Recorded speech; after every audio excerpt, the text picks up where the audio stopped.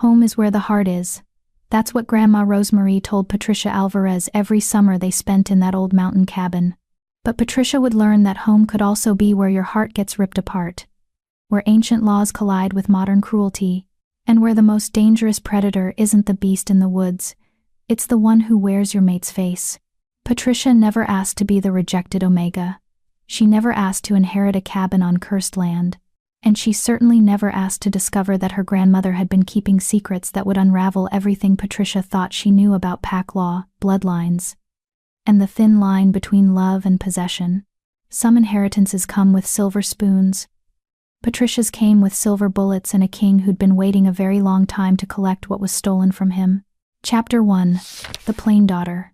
The Silver Pine Pack didn't believe in coddling Omegas, and they especially didn't believe in coddling Patricia Alvarez. "Move faster, Patricia," Kitty McCullough snapped, her perfectly manicured nails drumming against the kitchen counter. "The Alpha's birthday celebration starts in 3 hours, and you haven't even finished the appetizers."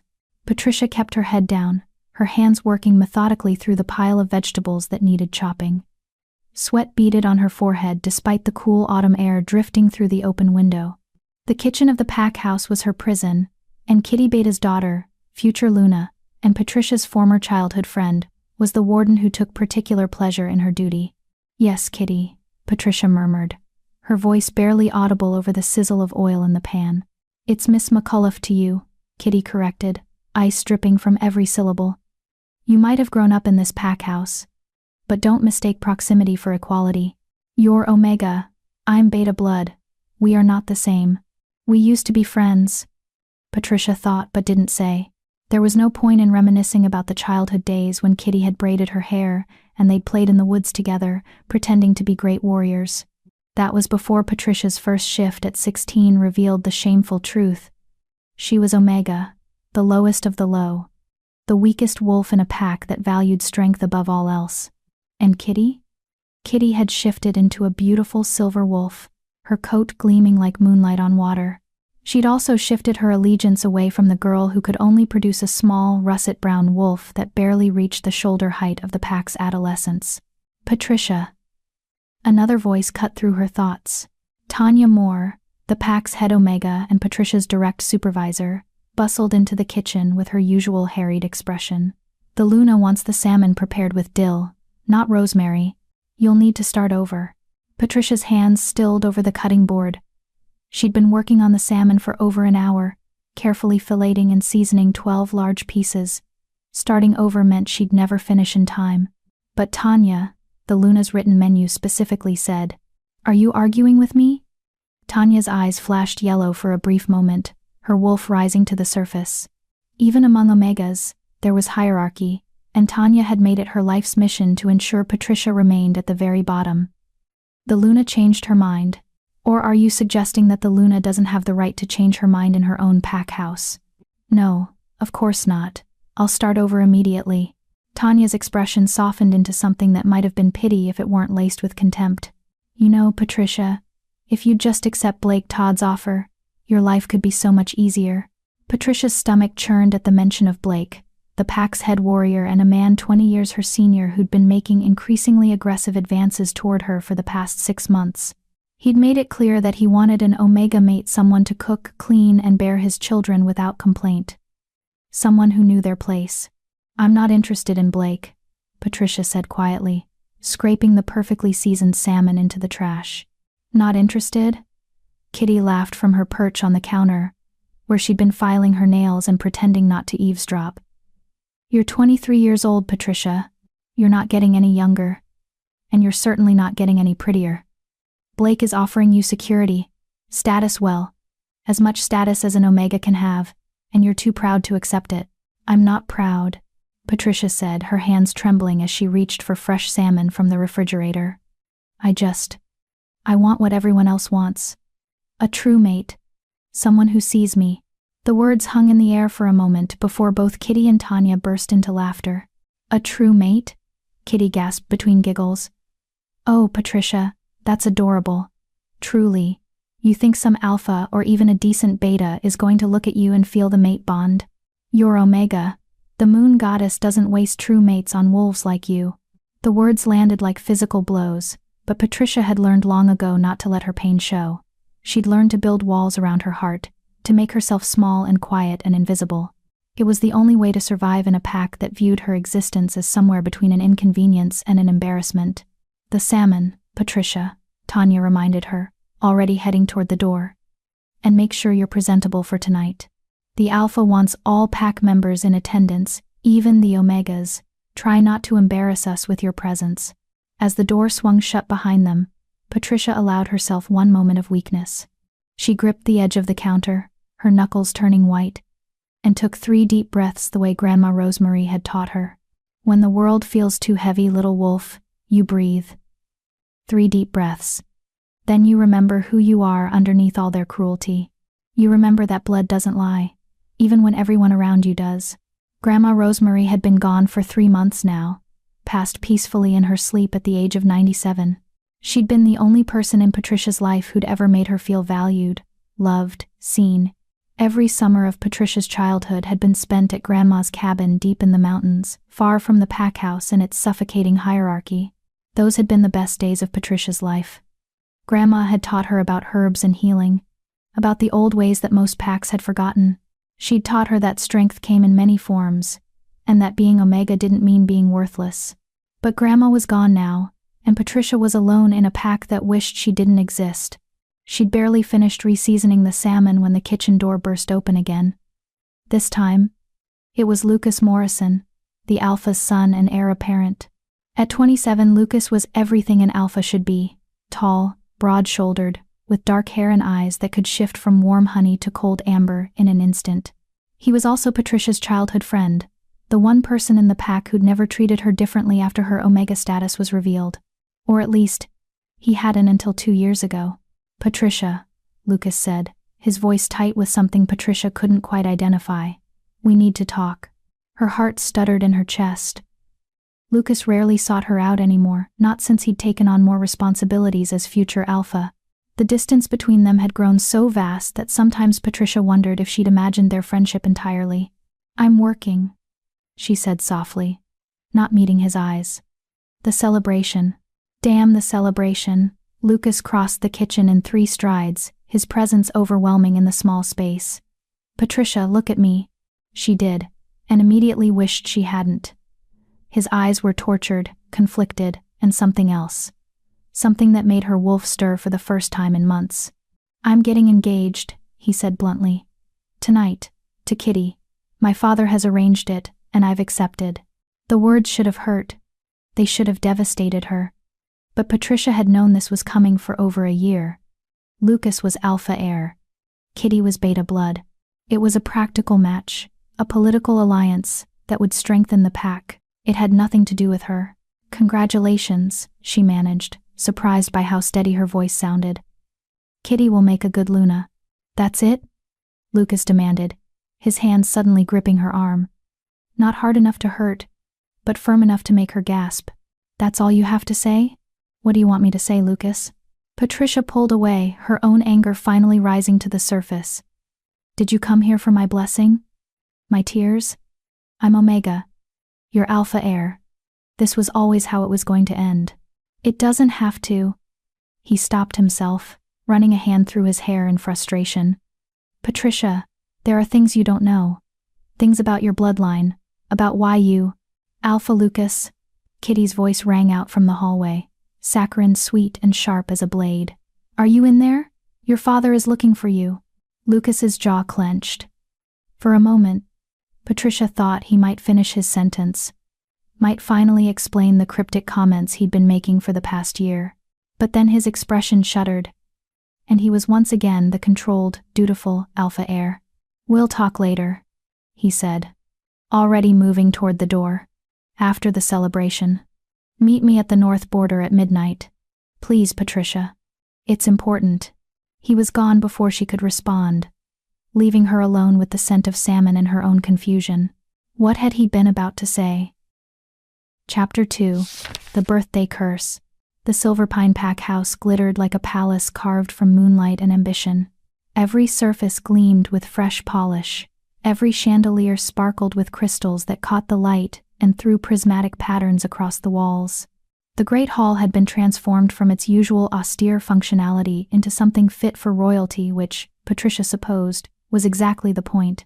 Alpha Owen Kane was celebrating his 55th birthday, and he wanted everyone to remember that the Silver Pine Pack was a force to be reckoned with. Patricia stood in the corner of the kitchen, smoothing down the simple black dress that Tanya had provided for the Omega staff. It was plain, serviceable, and at least 2 sizes too large, making her already small frame appear even more diminutive. She'd pulled her dark hair back into a tight bun, knowing that any attempt at beauty would be seen as pretension above her station. Remember, Tanya instructed the 6 Omegas who would be serving tonight. You are invisible. You do not speak unless spoken to. You do not make eye contact with anyone above your rank. You serve, you smile politely if acknowledged, and you disappear back into the kitchen. Is that understood? A chorus of, "Yes, Tanya," echoed through the kitchen. Good, Patricia, you'll be responsible for the main table. Try not to spill anything on the Alpha or his guests. Patricia's stomach dropped. The main table meant she'd be serving Alpha Owen, Luna Georgina, Lucas, Kitty, and whatever important visitors had been invited to this celebration. It was the highest visibility position, which meant the highest chance of making a mistake that would result in punishment. Of course, Tanya would give me this assignment, Patricia thought bitterly. She wants me to fail. The evening began smoothly enough. The guests arrived in waves, each more elegantly dressed than the last. Patricia recognized most of them alphas and high-ranking betas from neighboring packs, along with their mates and heirs. The great hall filled with laughter, conversation, and the complex dance of pack politics that Patricia had observed from the shadows her entire life. She moved through the crowd like a ghost, refilling wine glasses and replacing empty appetizer plates with fresh ones. Most guests didn't even glance at her, and the few who did looked through her rather than at her. It was a familiar feeling, one that had stopped hurting years ago. Or so, she told herself. Attention, everyone. Alpha Owen's voice boomed across the hall, and the crowd fell silent immediately. He stood at the head of the main table, his imposing figure commanding respect from every wolf in the room. Luna Georgina sat at his right, her silver hair elegantly styled and her expression serene. Lucas stood behind his father's chair, looking every inch the future Alpha in his tailored suit. Kitty stood beside Lucas, radiant in an emerald gown that probably cost more than Patricia earned in a year. Thank you all for joining us tonight, Owen continued, his voice carrying the natural authority of an Alpha who'd ruled his pack for over 30 years. As many of you know, tonight is not just a celebration of another year of my life, but a celebration of the future of Silver Pine Pack. Patricia's hands trembled slightly as she poured wine into the glass of a visiting Alpha. She knew what was coming. It is my great pleasure to announce the engagement of my son, Lucas Morrison, to Kitty McAuliffe, daughter of our esteemed Beta. This union will strengthen our pack and ensure that Silver Pine continues to thrive for generations to come. Applause erupted through the hall. Kitty beamed, her hand finding Lucas's, as he placed a ring on her finger, a massive diamond that caught the light, and seemed to mock every Omega in the room, who would never wear such a symbol of love and commitment. Patricia forced herself to clap along with everyone else, her face a carefully neutral mask. She would not give them the satisfaction of seeing her pain. She would not. The scent hit her like a physical blow. Pine, cedar, something wild and ancient and utterly intoxicating. Her wolf, who had been dormant and quiet for so long, suddenly surged to the surface with a desperation that made Patricia gasp. The wine bottle slipped from her fingers, shattering against the marble floor in an explosion of red liquid and glass that seemed to echo like thunder in the suddenly silent hall. Every eye turned to her, but Patricia couldn't focus on their stares, couldn't process the humiliation of her mistake, because the scent was getting stronger, overwhelming her senses, and her wolf was screaming one word over and over. Mate, mate, mate. Her eyes found Lucas across the room, and she saw the exact moment when the bond snapped into place for him too. His face went pale, his body going rigid as the mate bond, the sacred, undeniable connection that the moon goddess herself forged between true mates, locked into place between them. No, Patricia thought desperately. No, this can't be happening. Not now. Not like this. Patricia, Lucas breathed, his voice carrying across the silent hall. His eyes had gone wide with shock, with horror, with something that looked terrifyingly like recognition. She's clumsy, Kitty interrupted, her voice sharp as a blade. She stepped in front of Lucas, blocking his view of Patricia. Alpha Owen, I apologize for this disruption. The Omega will clean up her mess immediately. But Owen wasn't looking at the broken glass. He was looking at his son, and his expression had gone from jovial to dangerously cold. Lucas, said quietly, too quietly. What is the meaning of that look? Lucas seemed to be fighting some internal war, his hands clenched into fists at his sides. When he finally spoke, his voice was hollow. Nothing, father, just. Startled by the noise. Liar, Owen said, and the word carried the weight of absolute authority. I know what a mate bond looks like when it snaps into place. I'm asking you one more time. What is the meaning of that look? The hall had gone deathly silent. Every wolf present understood the gravity of what was happening. Mate bonds were sacred, absolute. They superseded all other commitments, all other arrangements. If Lucas and Patricia were true mates, then his engagement to Kitty was void, but that would never be allowed to stand. Not when the Omega in question was Patricia. Lucas started, then stopped. His eyes found Patricia's across the room, and she saw something break in them. She's nothing, father, just an Omega who caught me off guard. The words landed like silver bullets, each one tearing through Patricia's chest. Her wolf howled in anguish, feeling the rejection even before Lucas spoke the formal words. Lucas, no, Patricia whispered, tears streaming down her face. Please don't. Lucas Morrison, future alpha of Silverpine Pack, he said, his voice growing stronger even as his eyes reflected pure agony. Reject you, Patricia Alvarez, as my mate. I sever the bond between us by my own free will and by the authority granted to me by my bloodline. The pain was indescribable. It felt like someone had reached into Patricia's chest and torn out her heart while it was still beating. Her wolf screamed, thrashing against the rejection, fighting desperately to maintain the bond that was being ripped away. Patricia fell to her knees among the broken glass and spilled wine, her hands clutching at her chest as if she could somehow hold herself together. She could barely speak through the pain, but she had to say the words, had to complete the rejection before it killed her. Patricia Alvarez, accept your rejection. The bond snapped like a rope pulled too tight, and Patricia felt something fundamental inside her break. Her wolf whimpered once, then retreated so far into her consciousness that Patricia could barely sense her at all. Kitty's laughter cut through the stunned silence. Well, she said brightly, as if they'd just witnessed a minor social faux pas rather than a devastating rejection. Now that that's settled, shall we continue the celebration? I believe there's champagne waiting for a toast. The hall slowly came back to life, conversations resuming in hushed tones, as servers rushed forward to clean up the mess Patricia had made. But Patricia couldn't move. She knelt there among the broken glass, feeling the physical pain of the rejection burning through her veins like poison. Get her out of here, Owen commanded, his voice dripping with disgust. And someone inform the pack lawyer that we'll need to update our records. I want it documented that my son formally rejected his mate bond in front of witnesses. The last thing we need is any legal complications down the line. Strong hands gripped Patricia's arms, hauling her to her feet. She recognized Blake Todd's scent, felt his fingers digging into her skin hard enough to bruise. Come on, little Omega, Blake murmured in her ear, his breath hot against her neck. Let's get you somewhere you can't cause any more trouble. Though I have to say, this works out well for me. Now that you've been rejected by an alpha, maybe you'll finally see reason about my offer. Patricia tried to pull away, but her body felt like it was made of lead. The rejection had drained her of all strength, all will to fight. Blake dragged her out of the great hall, down the corridor, and into a small storage room that smelled of cleaning supplies and stale air. You stay here until the celebration's over, Blake ordered, shoving her inside. And Patricia? Think about what I said. You're damaged goods now. No one else is going to want you. But I'm willing to overlook your defects. All you have to do is say yes. The door slammed shut, and Patricia heard the lock click into place.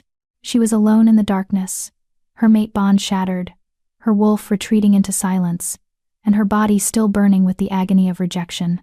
She slid down the wall until she was sitting on the cold floor, her arms wrapped around herself, and finally allowed herself to break completely. She cried for the childhood friendship she'd lost. She cried for the mate bond that had been severed before it could even properly form. She cried for the life she'd never have, the love she'd never experience, the future that had just been ripped away from her. But most of all, she cried because somewhere deep inside, she'd always known this was how it would end. Omegas didn't get happy endings. They didn't get true mates or epic love stories. They got locked in storage rooms while the pack celebrated without them. Hours passed. The sounds of the celebration eventually faded. Patricia's tears dried up, leaving her feeling hollow and numb. She was just starting to drift into an exhausted sleep when she heard voices outside the door. Completely inexcusable, a woman's voice said. Patricia recognized it as Tanya. The Alpha is furious. He wants her gone. Gone? Another voice. Male this time. One of the pack warriors. You mean expelled from the pack? Worse. He's invoking the old laws. She's to be declared rogue at dawn. No pack will take her in once that declaration is made. Patricia's blood ran cold. Being declared rogue was a death sentence for most wolves. Without a pack's protection, without the ability to join another pack, she'd be vulnerable to every predator, both supernatural and human, that roamed the wilderness. That seems harsh, the warrior said, though his tone suggested he didn't really care one way or another. She disrupted an Alpha engagement, Tanya replied. She destroyed pack property. And worst of all, she attempted to claim a bond with the future Alpha when she knew he was already promised to another. The Alpha is well within his rights. Attempted to claim? Patricia thought through her haze of pain and exhaustion. I didn't attempt anything. The bond just happened. But she knew the truth didn't matter. Owen had made his decision, and no one would challenge an Alpha's judgment over the fate of a mere Omega. The voices faded as Tanya and the warrior moved away. Patricia was left alone again, this time with the knowledge that she had less than 6 hours before dawn, before her life as she knew it ended completely. She should have been terrified. She should have been planning her escape, figuring out how to survive as a rogue in the wilderness. But all she could think about was Grandma Rosemarie and the cabin in the mountains. The cabin that was now hers, according to the will that had been read 3 months ago. The cabin that sat on land far from Silverpine territory, far from pack politics and rejection and cruelty. The cabin that might be her only hope of survival. Patricia pulled herself to her feet, her body still aching from the rejection but her mind suddenly clear. She had until dawn. That gave her time to slip away, to grab what few possessions she had, and to run. She'd been running her whole life. In one way or another. At least this time. She'd be running towards something rather than just away. She'd go to the cabin, she'd claim her inheritance, and she'd build a life far away from the pack that had never wanted her in the first place. It was the only choice she had left. Chapter 3. The Inheritance. The lock on the storage room door was old and simple, designed to keep Omegas in rather than determined wolves out. Patricia had learned to pick locks when she was 13, during the long summer she'd spent at Grandma Rosemarie's cabin, while recovering from a particularly brutal training accident that had left her with 3 broken ribs. A wolf who can't shift her way out of trouble needs other tools, Grandma had said, pressing a set of lockpicks into Patricia's small hands. The world isn't kind to those it deems weak, so you learn to be strong in ways they don't expect. Patricia pulled a bobby pin from her hair, bent it into the right shape with practiced efficiency, and had the door open in less than 2 minutes. The hallway beyond was dark and empty, the celebration long since ended. She could hear snoring from some of the guest rooms, the soft murmur of conversation from the night shift guards, but no one was paying attention to a storage room in the Omega wing. Her room was exactly as she'd left it that morning, small, sparse, containing little more than a narrow bed, a dresser with 3 drawers, and a window that looked out onto the pack's training grounds. She'd lived here for 7 years, ever since her parents had died in a rogue attack when she was 16. The pack had taken her in out of obligation rather than compassion, and they'd made sure she understood the difference every single day. Patricia moved quickly, pulling a worn backpack from under her bed. She packed the essentials: 3 changes of clothes, a first aid kit, the envelope containing the deed to her grandmother's cabin, and the small wooden box that held the only jewelry she owned, a silver necklace with a wolf pendant that Grandma Rosemary had given her on her 18th birthday. She was reaching for her jacket when she heard footsteps in the hallway. Heavy, male, moving with purpose toward her room. Patricia's heart raced as she ducked into the narrow space between her dresser and the wall, making herself as small as possible. The door creaked open, and Lucas stepped inside, his face haggard in the dim light filtering through the window. "Patricia," he called softly. "I know you're here. Please, we need to talk." She wanted to stay hidden. She wanted to disappear into the shadows and never face him again. But her body betrayed her, a sharp intake of breath giving away her position. Lucas moved the dresser aside with one hand, revealing her crouched form. His eyes were red-rimmed, his hair disheveled, and he looked like he'd aged 10 years in the past few hours. "Thank God," he breathed, reaching for her. "Patricia, listen to me. You have to leave tonight. Right now." She pushed his hand away, the phantom pain of the rejection still burning in her chest. "Don't touch me," she said, her voice hoarse. "You made your choice very clear, Lucas. Or should I say Alpha Lucas?" He flinched as if she'd struck him. "You don't understand. My father, he's planning to declare you rogue at dawn, but that's not the worst of it." Lucas ran a hand through his hair, his agitation clear. "Patricia, there are things about your bloodline that you don't know. Things your grandmother kept hidden for your protection." "What are you talking about?" "The land where your grandmother's cabin sits," Lucas said urgently, glancing over his shoulder as if afraid they'd be overheard. "It's not neutral territory. It hasn't been for over 50 years. Patricia's blood ran cold. "What do you mean?" "Your grandmother's property sits on the edge of the Blood Moon territory. Do you know what that means?" "The Blood Moon pack disbanded decades ago," Patricia said, repeating the history every wolf pup learned. "After the Lycan king went into isolation, his pack scattered. That land has been unclaimed for—" "That's what we've all been told," Lucas interrupted. "But it's a lie. The Blood Moon territory never became neutral ground. It belongs to him, to the Lycan king, and he's been sleeping, for lack of a better word, hibernating in the mountains, while the world forgot about him. That's impossible. Lycans don't hibernate, and the Lycan king would be over 300 years old by now. He'd be dead. Lycans don't die like normal wolves, Patricia. They're older, stronger, more powerful than any alpha could ever hope to be. And this particular Lycan king has a very specific reason for staying hidden in those mountains." Lucas gripped her shoulders, forcing her to meet his eyes. "Your grandmother knew him. She had some kind of agreement with him, some bargain that allowed her to live on his land undisturbed. But with her death, that agreement is void." Patricia's mind raced. Grandma Rosemary had never mentioned anything about the Lycan king or ancient bargains. She'd just said the cabin was Patricia's birthright, that it had been in their family for generations. But Grandma had said other things too, Patricia realized. Things about bloodlines and old magic and the importance of staying true to who you are, even when the world tries to make you small. "Why are you telling me this?" Patricia demanded. "If you know the land is dangerous, why warn me at all? You rejected me. You chose Kitty and your father's approval over one." "I chose the pack," Lucas said, his voice breaking. "I chose 300 wolves who depend on me for protection over one mate who—" He stopped himself, shaking his head. "You don't understand the politics, Patricia. My father knew. He knew about our mate bond before tonight." The words hung in the air like poison. "What?" "He's known for 2 years," Lucas admitted, his voice barely above a whisper.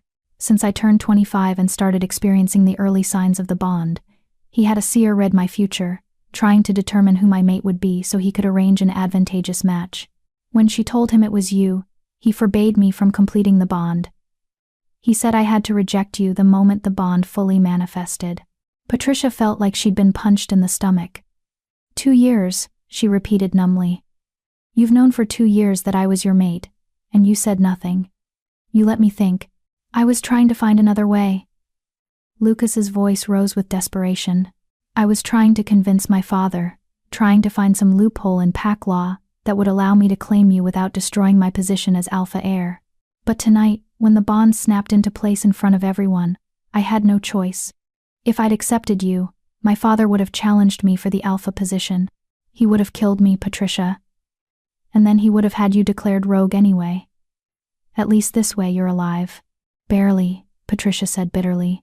She pulled away from his grip, shouldering her backpack. You should go, Lucas. Before someone sees you here and gets the wrong idea, wouldn't want to compromise your engagement to Kitty. Patricia, please. There were tears in his eyes now, actual tears streaming down the face of the future alpha of Silverpine Pack. I know I don't deserve your forgiveness. I know I hurt you in ways that can never be repaired. But please, listen to me about the cabin. Don't go there. Go anywhere else. I'll give you money. I'll arrange passage to another territory, but don't go to that cabin. Why? Because the big bad Lycan King might wake up and what? Eat me? Patricia laughed, but there was no humor in it. I've been rejected by my true mate, declared rogue by my pack, and locked in a storage room like trash. Whatever the Lycan King might do to me can't possibly be worse than what's already been done. You don't understand what he's capable of. No, Lucas, you don't understand what I'm capable of. Patricia moved toward the door, then paused. Grandma Rosemary left me that cabin for a reason. She knew I'd need it someday, knew that the pack would eventually show their true colors. If she wasn't afraid of the Lycan King, then neither am I. Your grandmother was Lucas started, then stopped himself. Was what? He looked at her for a long moment, conflict warring across his features. Finally, he shook his head. Just be careful. And Patricia? For what it's worth, I'm sorry. I'm so sorry. So am I, Patricia said quietly. I'm sorry I ever believed that someone like you could be brave enough to love someone like me. She left him standing in her empty room and didn't look back. The pack house had 3 main exits, all of which would be guarded. But it also had 7 secondary exits that most wolves had forgotten about, including the old coal chute in the basement that hadn't been used since the pack converted to modern heating 30 years ago. Patricia squeezed through the narrow opening, emerging in the bushes behind the pack house covered in dust and cobwebs. She allowed herself one moment to look back at the only home she'd known for the past 7 years, then turned toward the forest and ran. Her wolf was still too hurt, too withdrawn from the rejection to shift. So Patricia ran on human legs, her backpack bouncing against her shoulders, her breath coming in sharp gasps as she pushed herself faster than she'd ever run before. Dawn was less than 3 hours away. She needed to be far beyond Silverpine's borders before Owen declared her rogue, before the pack's trackers were sent to hunt her down. The forest flew by in a blur of shadows and moonlight. Patricia knew these woods intimately. She'd spent countless hours exploring them during her childhood, mapping out the safest routes and the hidden paths that most wolves overlooked. She used every bit of that knowledge now, moving through the underbrush like a ghost, leaving as little scent trail as possible. She was 2 miles from the border when she heard the howls behind her. They'd discovered her escape sooner than expected. And they were already hunting. Patricia pushed herself harder, her muscles screaming in protest. She could see the border markers now, the old oak tree with the silver pine crest carved into its trunk, the stream that separated their territory from the unclaimed wilderness beyond. The howls were getting closer. She burst through the underbrush and plunged into the icy stream, the water soaking her clothes and making her gasp with shock. But it would hide her scent, would buy her precious minutes while the trackers tried to figure out which direction she'd gone. Patricia dragged herself up the opposite bank and kept running. She was beyond the borders now, officially in unclaimed territory. But she wouldn't be safe until she reached her grandmother's land, until she could claim sanctuary in the cabin that was her birthright. If Lucas was right about the land belonging to the Lycan King, then crossing onto that property without permission was either the bravest or stupidest thing she'd ever done. But I don't have a choice, Patricia thought as she ran. I either risk the Lycan King's wrath or face certain death from my own pack. At least with the king, there's a chance he won't care about one Omega trespassing on his land.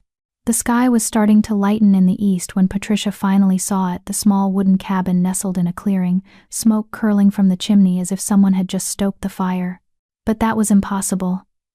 Grandma Rosemary had been dead for 3 months. No one had been to the cabin since.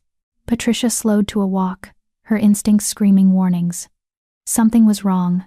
Something about the way the morning mist clung to the ground, about the absolute silence of the forest around her, about the way her wolf suddenly stirred for the first time since the rejection. She was 10 feet from the cabin door when she felt it, a presence so powerful, so ancient, that it made the air itself feel heavy. Her wolf whimpered and pressed against her consciousness, torn between terror and something else, something that felt terrifyingly like recognition. The cabin door opened, and Patricia Alvarez came face to face with the Lycan King. He was tall, at least 6.5 feet, with silver-white hair that fell to his shoulders and eyes that glowed like molten gold in the dawn light. He wore simple clothes, dark pants and a loose shirt, but there was nothing simple about the way he moved or the absolute authority that radiated from every inch of his being. He looked at her for a long moment, his expression unreadable. Then he smiled. And it was the most terrifying thing Patricia had ever seen. "Hello, little Omega," he said, his voice like thunder wrapped in silk. "I've been waiting for you." Chapter 4. Ancient Bloodlines. Patricia's legs refused to move. Every instinct she possessed screamed at her to run, to shift, to do something other than stand frozen like prey before a predator. But her wolf, her damaged, rejected, barely there wolf had gone completely still.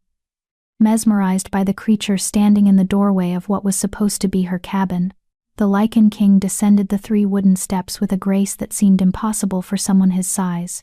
Each movement was precise, controlled, like a warrior who'd spent centuries perfecting the art of controlled violence. "You're trembling," he observed, tilting his head slightly. "Is it fear or cold? You're soaked through." Patricia found her voice, though it came out shakier than she would have liked. "Who are you? What are you doing in my grandmother's cabin?" "Your grandmother's cabin?" One silver eyebrow arched. "Interesting. And here I thought it was my cabin. On my land, in my territory." He took a step closer, and Patricia instinctively took a step back. "But I suppose Rosemary never did explain the full truth to you, did she? You knew my grandmother? Knew her?" The Lycan King laughed, and the sound rolled through the clearing like distant thunder. "Little Omega, I've known your bloodline for longer than your pack has existed. Rosemary Love and I had an arrangement. She was permitted to use this cabin in exchange for certain services rendered." Patricia's mind raced. Grandma's last name had been Love, but she'd always used Morrison after marrying Patricia's grandfather. And the way this creature said, "services rendered," made Patricia's skin crawl. "What kind of services?" she demanded, trying to inject some courage into her voice. The Lycan King's golden eyes gleamed with amusement. "Nothing sordid, if that's what you're implying. Your grandmother was a healer, one of the last who remembered the old ways. When I required her skills, she provided them. In return, I allowed her to live on my land unmolested." He took another step forward, and this time Patricia held her ground. "But Rosemary is dead, and you, little Omega, are trespassing. The cabin is mine now," Patricia said, pulling the envelope from her backpack with shaking hands. "I have the deed. It was left to me in my grandmother's will. A human legal document means nothing on Lycan territory," he said dismissively. "Your grandmother had my permission to reside here. You do not. Then I'm asking for permission." The words came out before Patricia could stop them, driven by desperation, and the knowledge that she had nowhere else to go. "Please, I have nowhere else to go. My pack." Her voice broke. "My pack declared me rogue. If I don't have sanctuary here, I'll be hunted down and killed." The Lycan King went very still. "Declared rogue? For what offense?"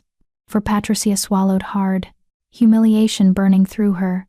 For being the rejected mate of their future alpha, for disrupting an engagement celebration, for existing as an inconvenience. Something dangerous flashed through those golden eyes. "Your mate rejected you?" "Yes." "Why?"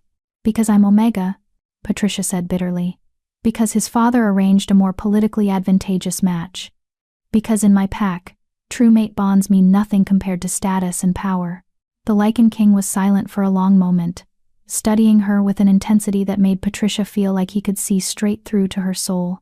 When he finally spoke, his voice had dropped to something low and deadly. "Your alpha declared you rogue because your mate was too weak to claim what the moon goddess gave him?" "He's not weak." Patricia found herself defending Lucas, though she didn't know why. "He's just trapped by duty, by his father's expectations. Weakness by another name." the Lycan King said dismissively. He circled around her slowly, like a wolf sizing up potential prey. Tell me, little Omega. Do you know why your grandmother never told you about me? About this land's true ownership? No. Because she knew that the moment you stepped foot on my territory, everything would change. He stopped directly in front of her, so close that Patricia had to tilt her head back to meet his eyes. She knew that I would sense you the moment you crossed my borders. She knew that I would recognize what you are. Patricia's heart hammered in her chest. What I am? I'm just an Omega. Nothing special. Nothing. You are Rosemary Love's granddaughter, he interrupted, which makes you a descendant of the Silver Moon bloodline, one of the original pack lines, before the great fracturing 3 centuries ago. His hand shot out, faster than Patricia could track, gripping her chin and forcing her to maintain eye contact. Your grandmother was not just a healer, little Omega. She was a Silver Moon princess in hiding, and that makes you royalty by blood, even if your current pack is too ignorant to recognize it. Patricia tried to pull away, but his grip was iron. That's impossible. My family has no royal blood. We're just commoners, Omegas. The Lycan King's laugh was harsh. Is that what they told you? What they made you believe? He released her chin, but his gaze held her as surely as his physical touch had. The Omega designation is not a measure of true strength, child. It's a measure of submission to pack hierarchy, and your bloodline has never been good at submission. I don't understand. Of course you don't, because your pack has spent your entire life making you small, making you weak, making you believe that your worth is determined by their opinion of you. He turned away, walking back toward the cabin. But here, on my territory, their opinions mean nothing. Here, there is only one authority, and it is mine. Patricia watched him climb the steps, confusion and exhaustion making her dizzy. What are you saying? Are you giving me permission to stay or not? The Lycan King paused at the door, looking back over his shoulder. I'm saying that you may stay in this cabin temporarily, while we determine what to do with you. I'm saying that Rosemary's bargain has ended, but perhaps we can negotiate a new one. His smile was sharp enough to cut. I'm saying that you're on my territory now, little Omega, and that means you play by my rules. What rules? First rule. You do not leave this land without my permission. The moment you cross my borders, you're fair game for any pack that wants to hunt you down. Patricia's stomach sank. So I'm a prisoner. Call it protective custody if it makes you feel better. He pushed the door open, and warm light spilled out into the dawn. Second rule. You will answer any questions I ask you truthfully. I despise liars almost as much as I despise weak alphas who reject their mates. And if I refuse, then I'll throw you out of my territory myself, and let the wolves have you. His golden eyes gleamed. Your choice, little Omega. Prison, or death. Which do you prefer? It wasn't a choice at all, and they both knew it. Patricia squared her shoulders, trying to maintain what little dignity she had left. I'll stay. And I'll answer your questions. But I have conditions of my own. The Lycan King's eyebrows rose. Do you now? How bold of you, making demands when you have no leverage whatsoever. I want to be able to move freely within your territory, Patricia said, her voice stronger now. I want access to the cabin and the surrounding forest. And I want you to promise that you won't hurt me. I make no promises about not hurting you, he said bluntly. Pain is sometimes necessary for growth. But I will promise not to kill you or cause you permanent harm without just cause. As for moving freely within my territory, he considered this for a moment. You may have access to the cabin and the immediate forest surrounding it, but there are places on this land that are forbidden to all but myself. Cross those boundaries, and our bargain is void. How will I know where the boundaries are? You'll feel them, he said simply. The land will warn you when you're approaching somewhere you shouldn't be. If you're wise, you'll listen to those warnings. Patricia nodded slowly, exhaustion finally catching up with her. The adrenaline that had carried her through the night was fading, leaving behind bone-deep weariness and the persistent ache of the rejected mate bond. Good, the Lycan King said. Now get inside before you collapse. You look half dead, and I need you conscious for the conversation we're about to have. Can it wait? Patricia asked weakly. I've been running all night. I just need a few hours to sleep. No. The word was absolute, brooking no argument. The questions I have cannot wait. Inside. Now. Patricia climbed the steps on shaking legs, brushing past the Lycan king to enter the cabin. It looked exactly as she remembered from her childhood visits: the worn leather sofa near the fireplace, the small kitchen with its cast-iron stove, the wooden table where she and Grandma Rosemary had shared countless meals. But there were new additions too, books scattered across the table, some of them so old that the leather bindings were cracked and faded. A map spread across one wall, marked with symbols Patricia didn't recognize. And in the corner, a massive four-poster bed that definitely hadn't been there during her grandmother's time. You've been living here, Patricia realized. Since my grandmother died. You moved into her cabin. My cabin. He corrected. And yes, Rosemary's death created certain complications. I needed to be closer to this location. While I sorted them out. What complications? The Lycan king closed the door behind them, and Patricia heard the distinct click of a lock. She tensed, suddenly very aware that she was alone in a cabin with a predator who could probably kill her without breaking a sweat. Sit, he commanded, gesturing to the sofa. And prepare yourself, little Omega. The story I'm about to tell you will change everything you think you know about your grandmother, your bloodline, and why you were really declared rogue. Patricia sat, her wet clothes soaking into the leather. She hugged her backpack to her chest like a shield and waited. The Lycan king remained standing, his back to the fire, his face cast in shadows. When he finally spoke, his voice carried the weight of centuries. 300 years ago, there were 5 great packs that ruled over all wolfkind. The Blood Moon, the Silver Moon, the Darkwood, the Stonefang, and the Nightshade.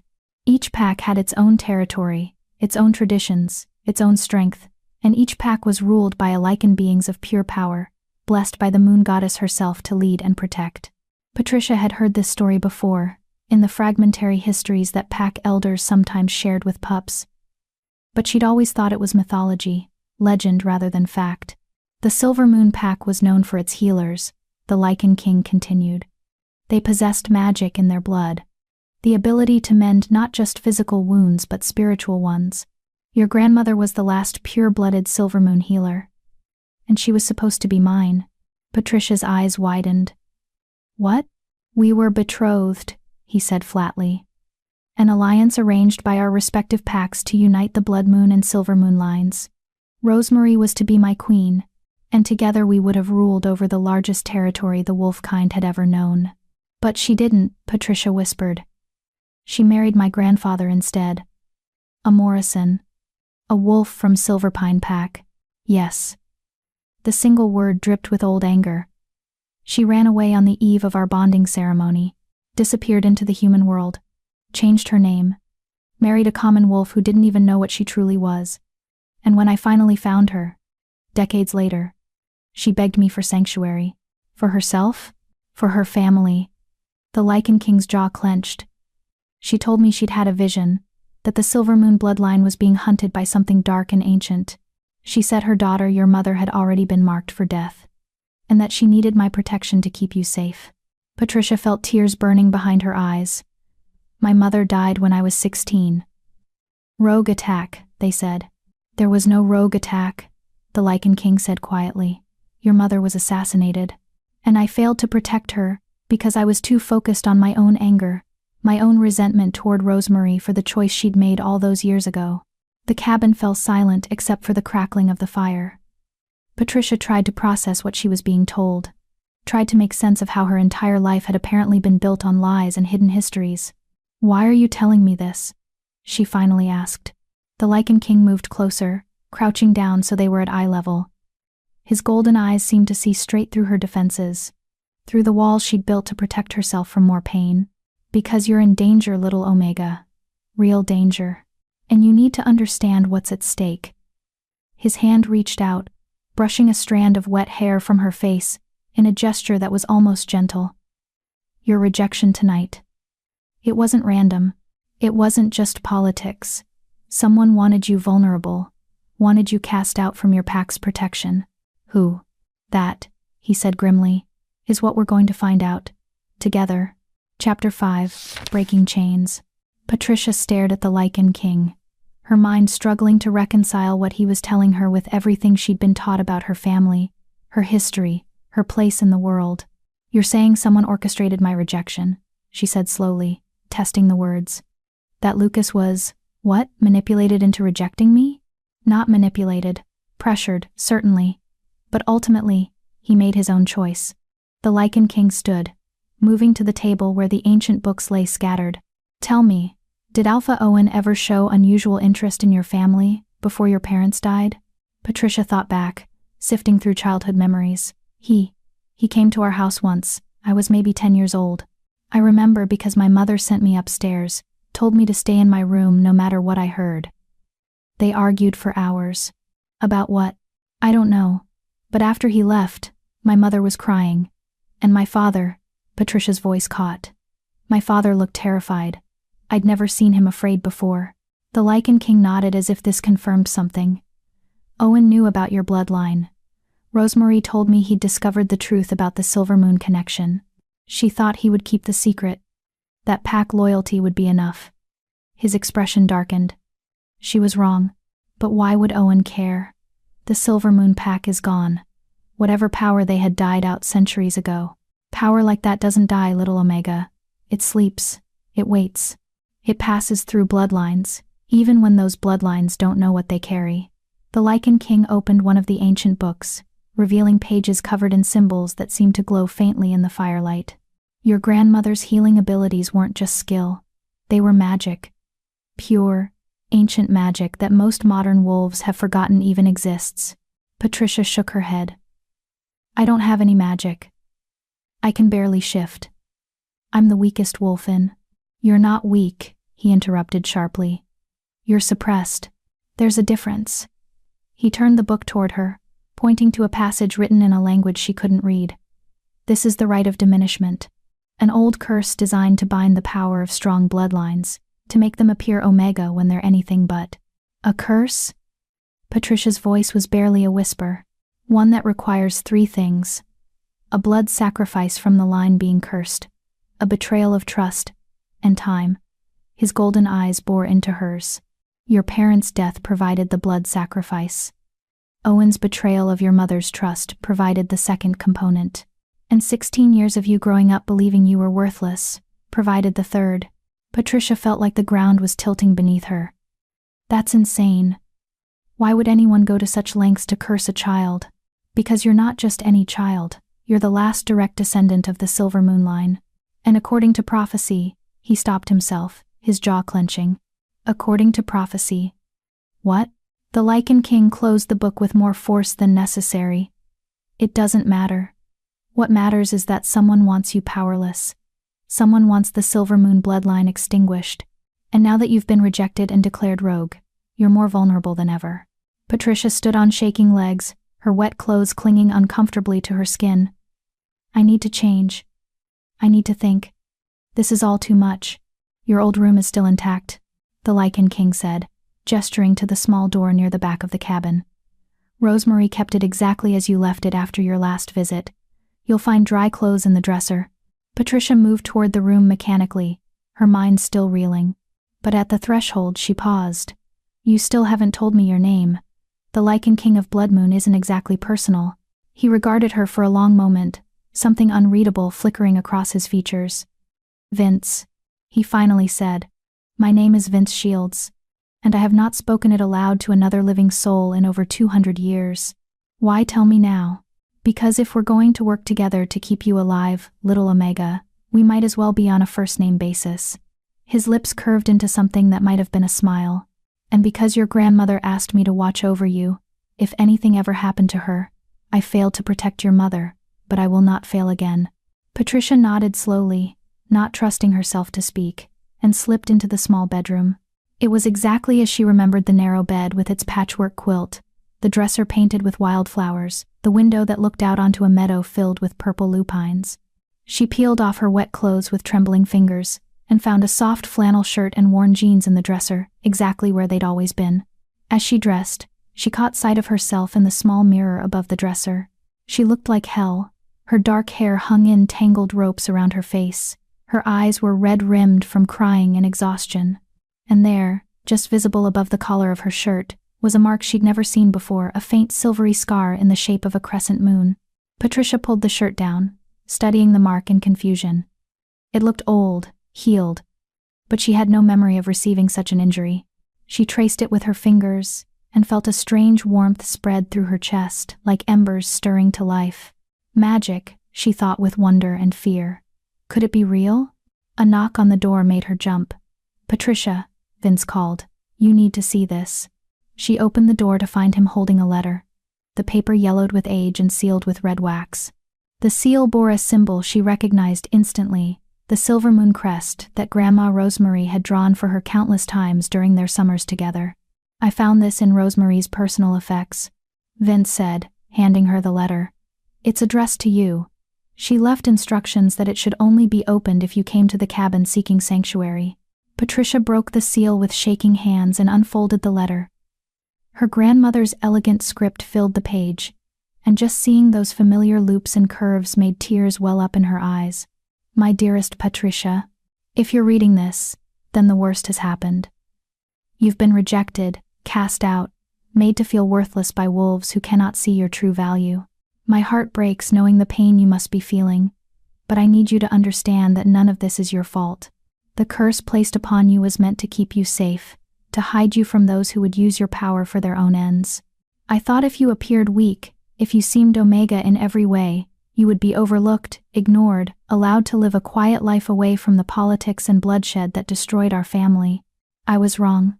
By trying to protect you, I only made you vulnerable. And now I must ask you to do something terrifying. I must ask you to trust Vince Shields. I know what I told you about Lycans, about how dangerous they are. But Vince is different. He is bound by honor in ways that modern wolves have forgotten. And more importantly, he owes me a debt that can only be repaid by keeping you safe. There are things about your bloodline that I never told you. Secrets about the Silver Moon magic and what it truly means to carry that power. Vince knows these secrets. He can teach you, train you, help you unlock the strength that has been bound inside you for so long. But be warned, my precious girl, breaking the rite of diminishment will not be easy. It will require you to face the darkest parts of yourself, to confront the pain and rejection that has shaped you. It will require you to trust someone when trust has only ever brought you betrayal. I wish I could be there with you. I wish I could spare you this journey. But some paths must be walked alone. Know that I loved you. Know that your mother loved you. And know that the power sleeping inside you is not something to fear, but something to embrace. You are Silver Moon. You are royal blood. And it's time the world remembered what that means. With all my love, Grandmother Rosemary. P.S. Don't let Vince intimidate you too much. Beneath all that Lycan posturing, he's really quite decent. Though you didn't hear that from me. Patricia read the letter 3 times, each pass revealing new layers of meaning. When she finally looked up, Vince was watching her with an expression she couldn't quite decipher. "She always did have a talent for last words," he said quietly. "The rite of diminishment," Patricia said, her voice steadier now. "You said breaking it wouldn't be easy. What did you mean?" Vince moved to the fireplace, staring into the flames, as if they held answers. "The curse was designed to suppress your power, by binding it to your deepest wounds. Every rejection, every moment of pain, every time someone made you feel worthless, all of that fed the curse, made it stronger." He turned to face her. "To break it, you have to confront those wounds. You have to face every painful memory, every moment of trauma, and choose to release the power that's been bound to them." "That sounds like psychological torture." "It is," he agreed bluntly. "Which is why most wolves who've been cursed this way never break free. They prefer to live diminished, rather than face what broke them in the first place." Patricia thought about Lucas's rejection, about the years of cruelty from her pack, about watching her parents die when she was too young to understand why. The idea of deliberately confronting all of that pain made her want to curl up and disappear. But Grandma Rosemary's words echoed in her mind. "You are Silver Moon. You are royal blood. How long would it take?" she asked. "To break the curse?" "That depends on you. Days, weeks, months. There's no set timeline. Vince crossed his arms. But I should warn you, the process will be dangerous in more ways than one. As you begin to unlock your power, you'll become visible to those who can sense strong magic, including whoever cursed you in the first place. So, I'm damned if I do and damned if I don't, Patricia said bitterly. Stay cursed and remain vulnerable, or break the curse and paint a target on my back. Yes. Vince's expression was grim. Welcome to being Silver Moon royalty. It's every bit as wonderful as it sounds. Patricia laughed, and was surprised to hear that it sounded almost genuine. My grandmother really knew how to pick her allies. A sarcastic Lycan king with a grudge against the world. I don't have a grudge against the world, Vince said. Just against the parts of it that murder innocent wolves and curse children. He moved closer. And Patricia was struck again by how utterly inhuman he seemed. Too perfect, too powerful, too ancient to be standing in this small cabin discussing magic and curses like they were everyday occurrences. I need time to think, Patricia said. Everything you've told me, everything in that letter, I need time to process it before I make any decisions about breaking curses or unlocking powers. You don't have much time, Vince warned. Your rejection happened hours ago. The pack will have sent trackers to follow your trail by now, and when they realize you've entered Lycan territory, they'll what? Come after me anyway? No. Vince's smile was sharp and cold. They'll report to whoever hired them to ensure you were rejected and cast out. And that person will send something far worse than pack trackers. A chill ran down Patricia's spine. What could be worse than pack trackers? Hunters, Vince said quietly. Human mercenaries who specialize in killing supernatural beings. They're expensive, efficient, and they don't ask questions about the morality of their targets. His golden eyes met hers. I've dealt with hunters before. They're the reason I went into isolation 300 years ago. They nearly wiped out the entire Blood Moon pack. Patricia felt her knees go weak. She sank onto the sofa, her mind struggling to process yet another layer of danger added to her already impossible situation. So my options are, stay here and learn to break a curse while being hunted by professionals, or leave and definitely die because I have no pack protection and no place to go. She looked up at Vince. Those are terrible options. Yes, he agreed. But they're the only options you have. So I'll ask you one more time, little Omega. Are you brave enough to embrace what you are? Or will you let them win by making you believe you're nothing? Patricia thought about her mother, murdered by something dark and ancient. She thought about Grandma Rosemary, keeping secrets to protect a granddaughter she knew would one day need them. She thought about Lucas, too weak to claim his true mate even when the moon goddess herself had chosen them for each other.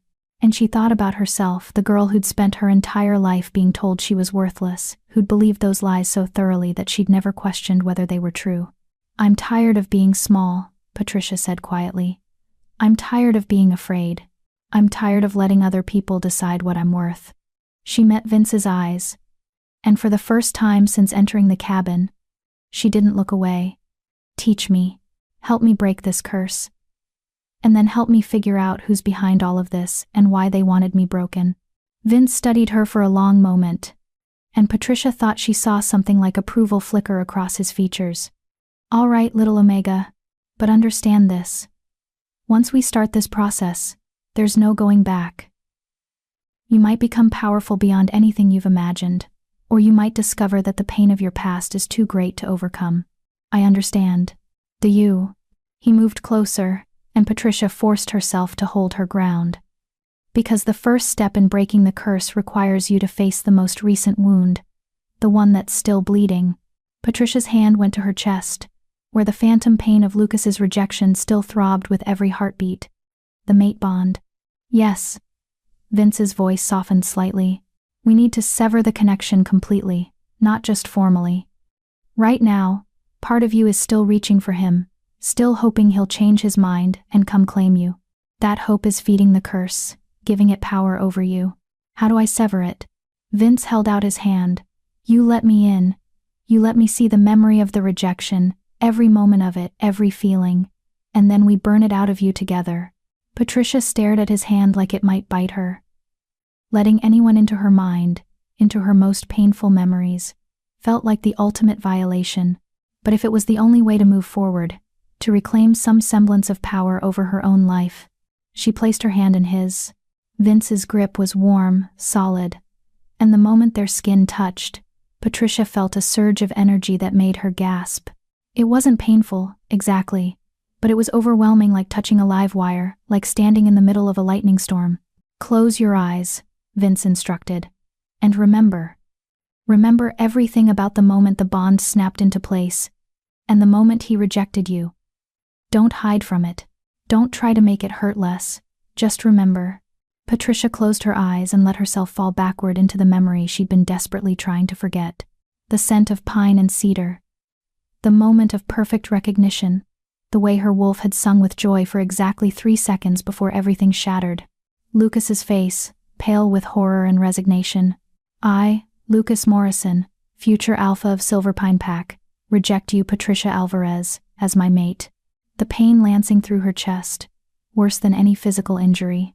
Her wolf's anguished howl, echoing through her consciousness.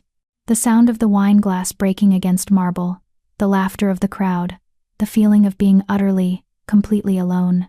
"Enough," Vince's voice cut through the memory. "Now look at me, Patricia. Open your eyes and look at me." She did, and gasped. Vince's eyes were glowing brighter than before, pure molten gold, and his hand where it gripped hers was almost painfully hot. "I'm going to burn out that bond," he said, his voice taking on a resonance that seemed to come from somewhere deep and primal. "It's going to hurt, but when it's done, you'll be free of him. Completely free. Do you consent?" Patricia's heart hammered, but she thought of Lucas standing in her room, crying because he'd been too weak to choose her. She thought of the next 20 years, feeling this phantom ache every time she thought of him. "I consent," she whispered. Vince's power slammed into her like a tidal wave. Patricia screamed. Chapter 6. The Burning. The pain was unlike anything Patricia had ever experienced. It felt as though Vince had reached into her chest and grabbed the remnants of the mate bond with his bare hands, pulling at threads that had been woven into her very soul. Fire burned through her veins, white-hot and merciless. Every nerve ending screamed in protest, as Vince's power sought out every trace of Lucas's connection to her. Every moment of childhood friendship, every secret smile, every time her heart had stuttered when he walked into a room. "Don't fight it," Vince commanded, his voice cutting through her agony. "The more you resist, the worse it becomes. Let it burn, Patricia. Let him go." But how could she let go of someone who'd been part of her life for so long? Lucas had been her friend before he'd been her mate. He'd been the boy who taught her how to climb trees, who'd shared his lunch when other pack children had stolen hers, who'd promised that being Omega didn't make her less. He'd also been the man who'd stood in front of his entire pack and severed their bond without hesitation. Patricia forced herself to stop fighting, to let Vince's power flood through her unchecked.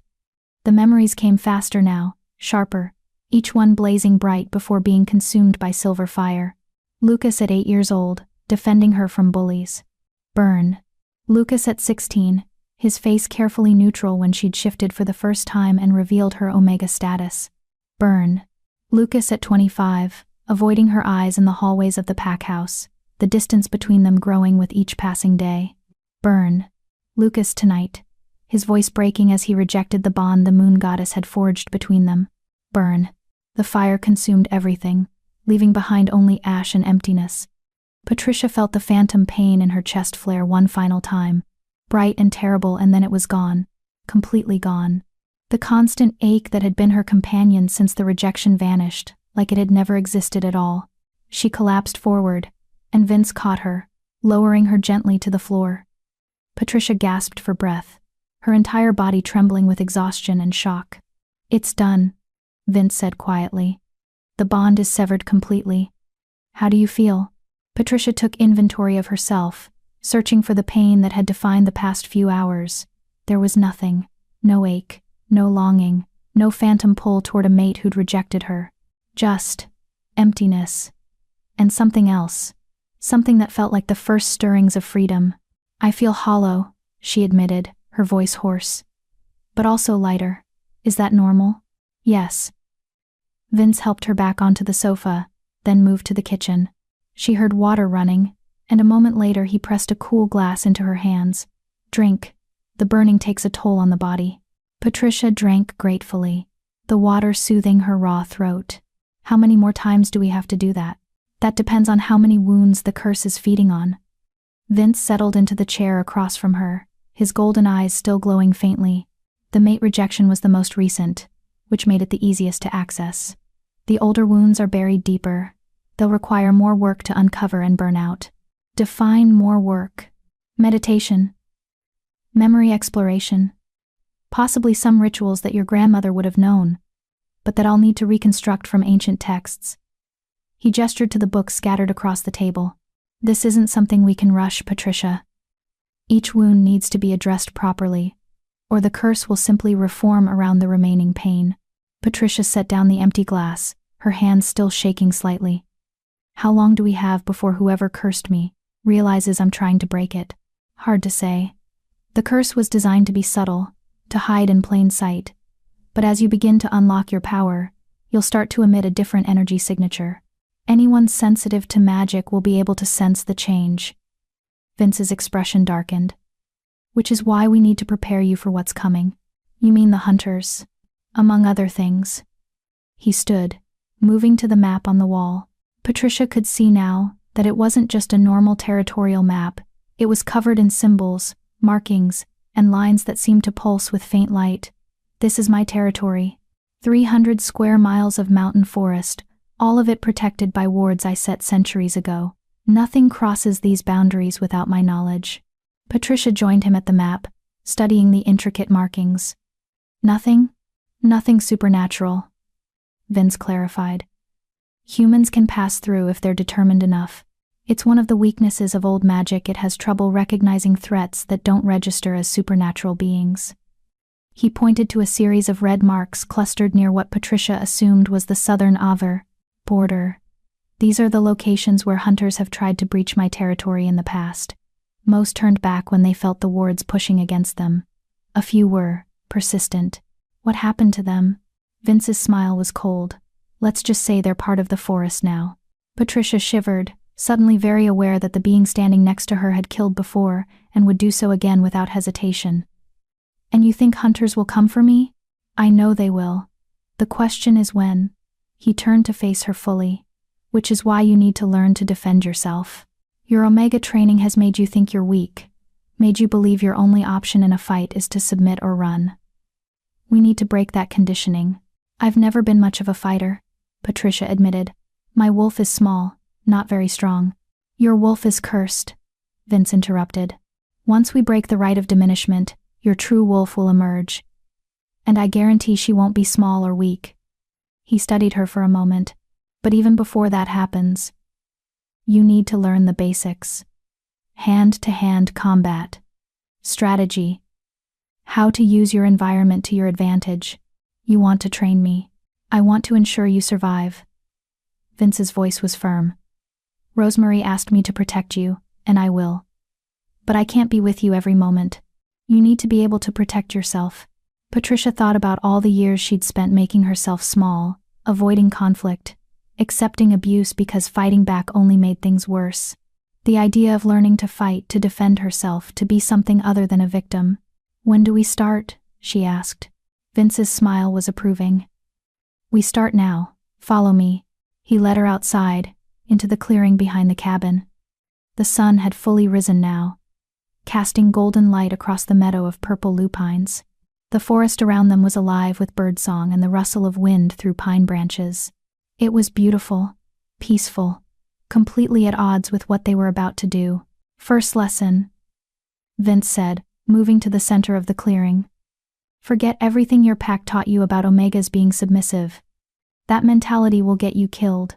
In a real fight, there are no rules, no hierarchy, no concept of showing your throat and hoping your opponent shows mercy. My pack never actually taught me to fight, Patricia admitted. Omegas weren't allowed in combat training. Vince's jaw clenched. Of course they weren't. Heaven forbid the weak ones learn to defend themselves. He shook his head. All right, we'll start from the very beginning. Show me your stance. Patricia tried to remember the fighting stances she'd observed during pack training sessions. She spread her feet shoulder-width apart, raised her fists near her face, and tried to look intimidating. Vince circled her slowly, his expression critical. Too rigid. You're standing like someone who's afraid of being hit. That fear will make you slow. He stopped in front of her. Attack me. What? Attack me. Try to hit me. Punch, kick, whatever feels natural. I need to see how you move when you're trying to hurt someone. Patricia hesitated. The idea of attacking a Lycan king seemed insane. I'll just embarrass myself. Probably, Vince agreed. But that's the point. You need to fail so you can learn. Now attack me, or I'll make you regret wasting my time. Something in his tone sparked anger in Patricia's chest, a hot, bright feeling she hadn't let herself experience in years. She'd been so focused on being small, on not making waves, that she'd forgotten what it felt like to be genuinely angry. She swung at him. It was a clumsy punch, poorly aimed and telegraphed from a mile away. Vince sidestepped it easily, caught her wrist, and used her own momentum to flip her onto her back. Patricia hit the ground hard enough to knock the wind out of her lungs. Pathetic, Vince said, though his tone wasn't cruel.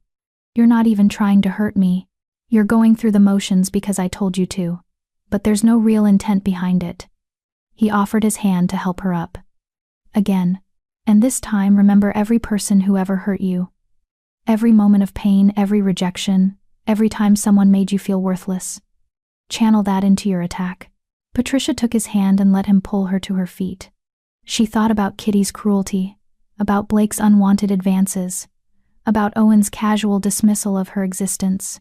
She thought about Lucas, crying in her room while refusing to actually fight for what they could have had. She thought about being locked in a storage room like garbage. This time, when she attacked, there was real force behind it. Vince still blocked her easily, but she felt the shift in his stance. The slight adjustment he had to make to deflect her blow. Better, he said. You're angry now. Good. Anger is fuel. But you need to channel it properly, or you'll just burn yourself out. They trained for hours, Vince teaching her basic strikes, blocks, how to use her smaller size to her advantage against larger opponents. Patricia fell more times than she could count, her body accumulating bruises that would probably hurt worse tomorrow. But she also landed her first real hit, a kick to Vince's knee that actually made him stumble. Excellent, he said, and Patricia felt a warm surge of pride at the approval in his voice. You're learning. Your instincts are better than you think. Years of surviving in a hostile pack taught you to read body language, to anticipate attacks before they happen. We just need to translate that defensive awareness into offensive capability. Patricia bent over, hands on her knees, trying to catch her breath. Every muscle in her body screamed in protest, and she was pretty sure she had grass stains in places grass stains had no business being. Can we take a break? She gasped. I think I'm dying. You're not dying. You're just weak from years of neglect. But Vince gestured back toward the cabin. Fine, we'll break for food. You need to eat anyway. Breaking the curse requires significant energy. And you're already running on empty. Inside, Vince proved surprisingly competent in the kitchen, preparing a simple meal of eggs, toast, and what looked like venison sausage. Patricia devoured it gratefully, not realizing how hungry she was until food was in front of her. So what's next? She asked between bites. More combat training, another burning session. Tonight we'll work on accessing the next layer of wounds, Vince said. But this afternoon you rest. Your body needs time to recover, and I need time to prepare the ritual space. Ritual space? The deeper wounds require more formal approaches. We'll need to create a protected circle, invoke certain ancient protections, ensure that nothing can interfere with the process. He refilled her water glass. Memory work can leave you vulnerable. The last thing we need is something dark taking advantage while your defenses are down. Patricia set down her fork, appetite suddenly gone. You keep talking about something dark, and whoever cursed me like it's some nameless entity. Do you actually have any idea who we're dealing with? Vince was silent for a long moment, his golden eyes distant. I have theories, he finally said, but nothing concrete. The rite of diminishment is old magic, Patricia. Very few beings alive today would even know it exists, let alone have the power to execute it properly.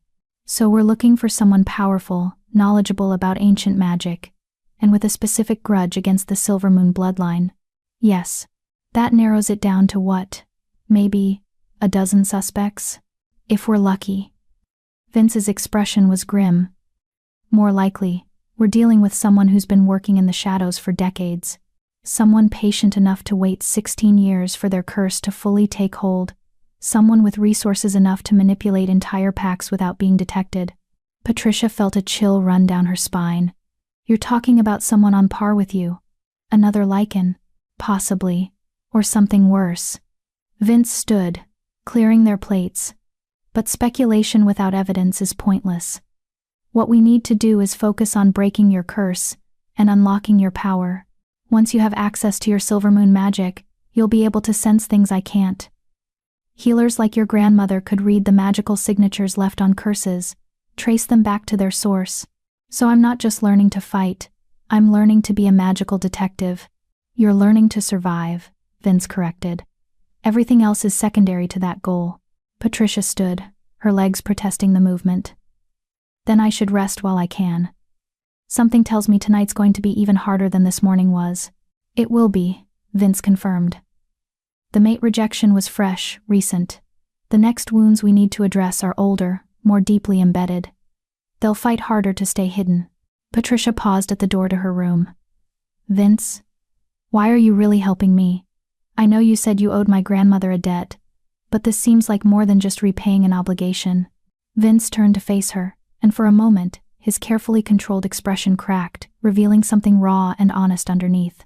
Because 300 years ago, I failed to protect the people who mattered most to me, he said quietly.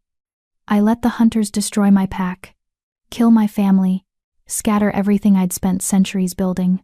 I went into isolation because I couldn't face the guilt, couldn't bear to watch another generation of wolves suffer because I wasn't strong enough to stop it. He moved closer, his golden eyes intense. Your grandmother gave me a chance at redemption. She trusted me with her greatest treasure, her bloodline, her granddaughter, the future of the Silver Moon power.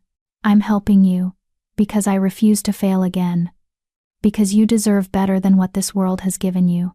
And because maybe, just maybe, if I can keep you alive, and help you claim your power, I can finally forgive myself for all the ways I've failed before. Patricia felt tears prick her eyes. That's a lot of weight to put on one cursed Omega. You're not an Omega, Vince said firmly. You're a princess in hiding, and it's time you started acting like one. Chapter 7. Shadows of the Past. Patricia woke to the sound of chanting. The words were in a language she didn't recognize, ancient and guttural, each syllable seeming to vibrate through the walls of the cabin. She'd only meant to rest for an hour, but the exhaustion from combat training and the mate bond severing had pulled her into a deep, dreamless sleep. Now, as twilight painted the sky purple and gold through her window, she felt oddly refreshed. Her body still ached, but it was a good ache, the kind that came from using muscles that had been dormant too long. She emerged from her room to find the main cabin transformed. The furniture had been pushed to the walls, creating a large open space in the center. Vince had drawn an intricate circle on the wooden floor using what looked like salt mixed with silver powder. Symbols surrounded the circle, some she recognized from her grandmother's old books, others completely foreign. Candles burned at 5 points around the circle, their flames casting dancing shadows across the walls. And in the center of it all stood Vince, shirtless now, his muscled torso covered in silvery scars that seemed to glow in the candlelight. He held an ancient book in one hand, reading from it in that strange, powerful language. He looked up as she approached, his golden eyes reflecting the candlelight like a predator's. You're awake. Good. We need to begin before the moon rises fully. What is all this? Patricia gestured to the circle. A protection ward, a memory circle, and a binding spell to ensure that whatever we uncover tonight stays contained within this space. Vince closed the book, setting it carefully on the table.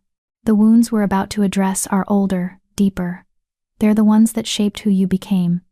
The rejection, the abuse, the constant message that you were worthless. Patricia's stomach twisted. I thought we were going to do this gradually, work up to the hard stuff. We don't have time for gradual, Vince said bluntly. Every hour you spend cursed is an hour whoever wants you dead has to make their move. We need to break through the major wounds tonight, or risk losing the momentum we've built. And if I can't handle it? If the pain is too much? Vince's expression softened slightly. Then I'll pull you out, and we'll try again another night. But Patricia, you need to understand something. The curse feeds on your belief that you can't handle pain. It wants you to think you're too weak, too broken, too damaged to heal. Proving it wrong is half the battle. Patricia looked at the circle, at the symbols that seemed to pulse with power, at the man who'd promised to help her reclaim herself. She thought about spending the rest of her life running, hiding, diminished by a curse she hadn't even known existed. What do I need to do? She asked. Sit in the center of the circle, facing me. Vince stepped carefully over the salt line, moving to the far side. Once we begin, you cannot leave the circle until we're finished. No matter what you see, what you feel, what memories surface, you stay in the circle. Understood? Patricia nodded and stepped into the circle, settling cross-legged on the floor. The moment she crossed the salt line, she felt a shift in the air, like stepping into a room with different atmospheric pressure. Vince sat across from her, close enough that their knees almost touched. Give me your hands.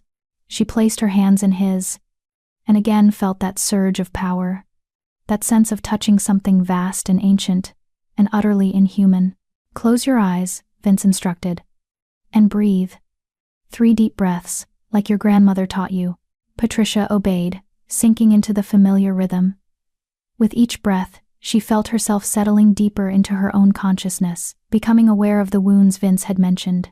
They were there, buried under years of survival instincts and protective walls, pockets of pain she'd never properly addressed, because she'd been too busy just trying to survive each day.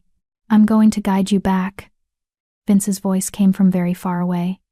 Back to the moments that shaped your belief that you were worthless. We're going to revisit them, not to relive the pain, but to show your younger self the truth, to give her the knowledge she needed to fight back. I don't understand. You will. Now let yourself fall backward, into the first memory, the one that taught you that you weren't enough. Patricia felt herself falling, tumbling through time and consciousness, until she landed in a memory so vivid it felt like she was actually there again. She was 10 years old, standing in the pack house kitchen while her mother worked. The smell of fresh bread filled the air, and sunlight streamed through the windows, painting everything gold. Alpha Owen stood in the doorway, his face hard with anger. You need to tell her the truth, Gloria, he was saying to Patricia's mother. The girl deserves to know what she really is. She's a child, Gloria Moses replied, her voice strained. She deserves to have a childhood before the weight of our bloodline crushes her. Your bloodline is a curse on this pack. Owen spat. Rosemary should have stayed where she belonged, should have fulfilled her duty to the Lycan king instead of running away to play house with a common wolf. Now we're stuck with the consequences of her cowardice. Young Patricia had been hiding behind the pantry door, listening to words she didn't fully understand, but she understood the anger in Owen's voice, understood that somehow, she was the problem. If it were up to me, I'd turn all 3 of you out of this pack, Owen continued. But your husband is too useful to lose, and I'm not heartless enough to send a child into the wilderness. Yet, Owen, please. Just keep her ignorant, the Alpha interrupted. Keep her small and weak in Omega, and maybe the curse will pass over this pack entirely. But if I ever sense that she's developing her mother's gifts, if I ever catch even a hint of Silver Moon magic from that child, I'll declare you all rogue without hesitation.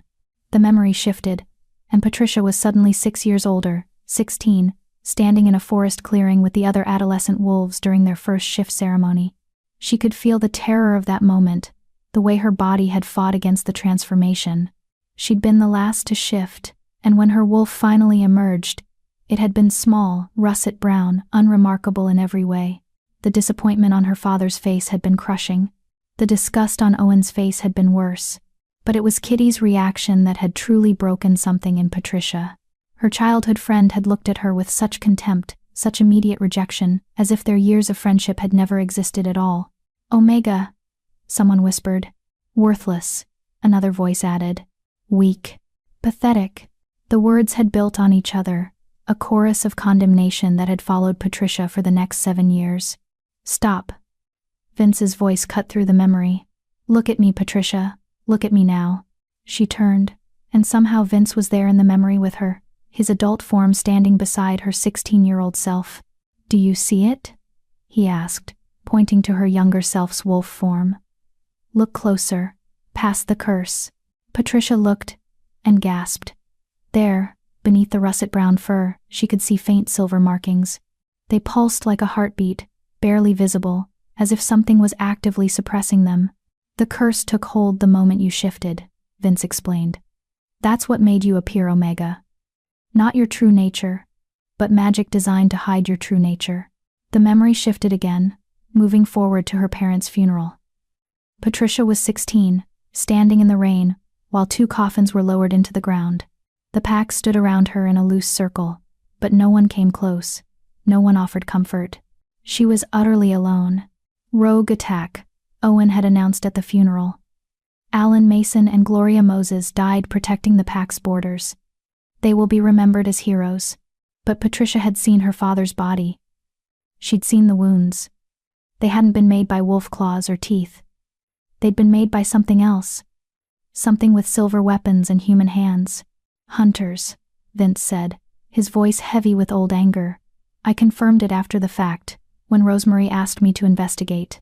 Your parents were targeted specifically, hunted down, and murdered to ensure that Gloria's healing abilities died with her. Young Patricia, in the memory, stood in the rain, crying silent tears that no one acknowledged. She was an orphan now, completely dependent on a pack that barely tolerated her existence. That was the moment Patricia realized with sudden clarity, when she'd truly started to believe she was worthless. Not because of anything she'd done, but because when she'd needed her pack most, they'd turned away. I was so alone, Patricia whispered. You were surrounded by cowards, Vince corrected. By wolves too afraid of Owen's wrath to show kindness to a grieving child. That's not the same thing as being alone. The memory shifted again, racing forward through years of small cruelties. Kitty's cutting remarks. Blake's unwanted attention. The way pack members would fall silent when she entered a room, as if her presence wasn't worth acknowledging. Each moment was a paper cut, seemingly minor on its own but accumulated into something that bled her slowly dry. Enough, Vince's voice commanded, and suddenly Patricia was back in the circle, tears streaming down her face, her hands gripping his so tightly her knuckles had gone white. I can't, she gasped. It's too much. Vince, it's too… Yes, you can, he said firmly. Because I'm going to show you what you couldn't see then. I'm going to show you the truth that was hidden from you. He closed his eyes, and suddenly Patricia felt his power flowing into her, warm and silver and ancient. It filled her consciousness, pushing against the walls she'd built around her pain. And then those walls shattered.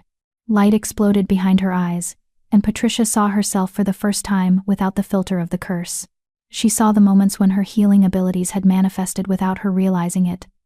The time she'd touched a wounded bird, and it had miraculously recovered.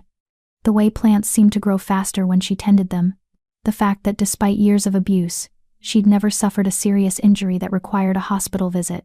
She'd been healing herself instinctively, using magic she didn't know she possessed. She saw the fear in Owen's eyes every time he looked at her, the way he'd kept her close and suppressed specifically because he recognized the threat she represented. She saw Lucas fighting with his father, arguing on her behalf more times than she'd ever known, trying to protect her in the only ways he could without outright defying his alpha. She saw Tanya's cruelty for what it really was, jealousy. Because even cursed, even suppressed, Patricia had carried herself with more grace than Tanya ever could. You were never worthless, Vince said, and his voice seemed to echo through her entire being. You were dangerous, powerful, a threat to everyone who benefited from keeping the Silvermoon bloodline suppressed. They made you believe you were Omega, because the alternative was too terrifying for them to contemplate. Patricia felt something crack inside her chest, and suddenly she was sobbing great, heaving sobs that seemed to tear their way out of her. But these weren't tears of pain. They were tears of release, of finally letting go of years of internalized lies. I believe you, she gasped between sobs. I believe you. Good, Vince said. Then burn with me. Burn it all away. His power surged again. And this time Patricia didn't fight it.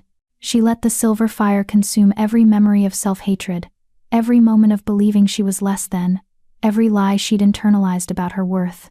The pain was immense, but it was also cleansing, like burning away infection to reveal healthy tissue underneath. Patricia screamed. But it wasn't a scream of agony. It was a scream of defiance, of rage, of finally refusing to carry the weight of other people's cruelty any longer. The candles around the circle flared brighter, their flames reaching toward the ceiling. The salt line began to glow with silver light. And somewhere deep inside Patricia, something that had been sleeping for 16 years began to wake up. Her wolf stirred, and for the first time since her first shift, Patricia felt her properly. Not small and russet brown and weak, but large and powerful and covered in silver markings that glowed like moonlight. "That's it," Vince encouraged, his own power wrapping around hers like a protective shield. "Show me your true form. Let her out." Patricia felt the shift beginning. But it was different this time.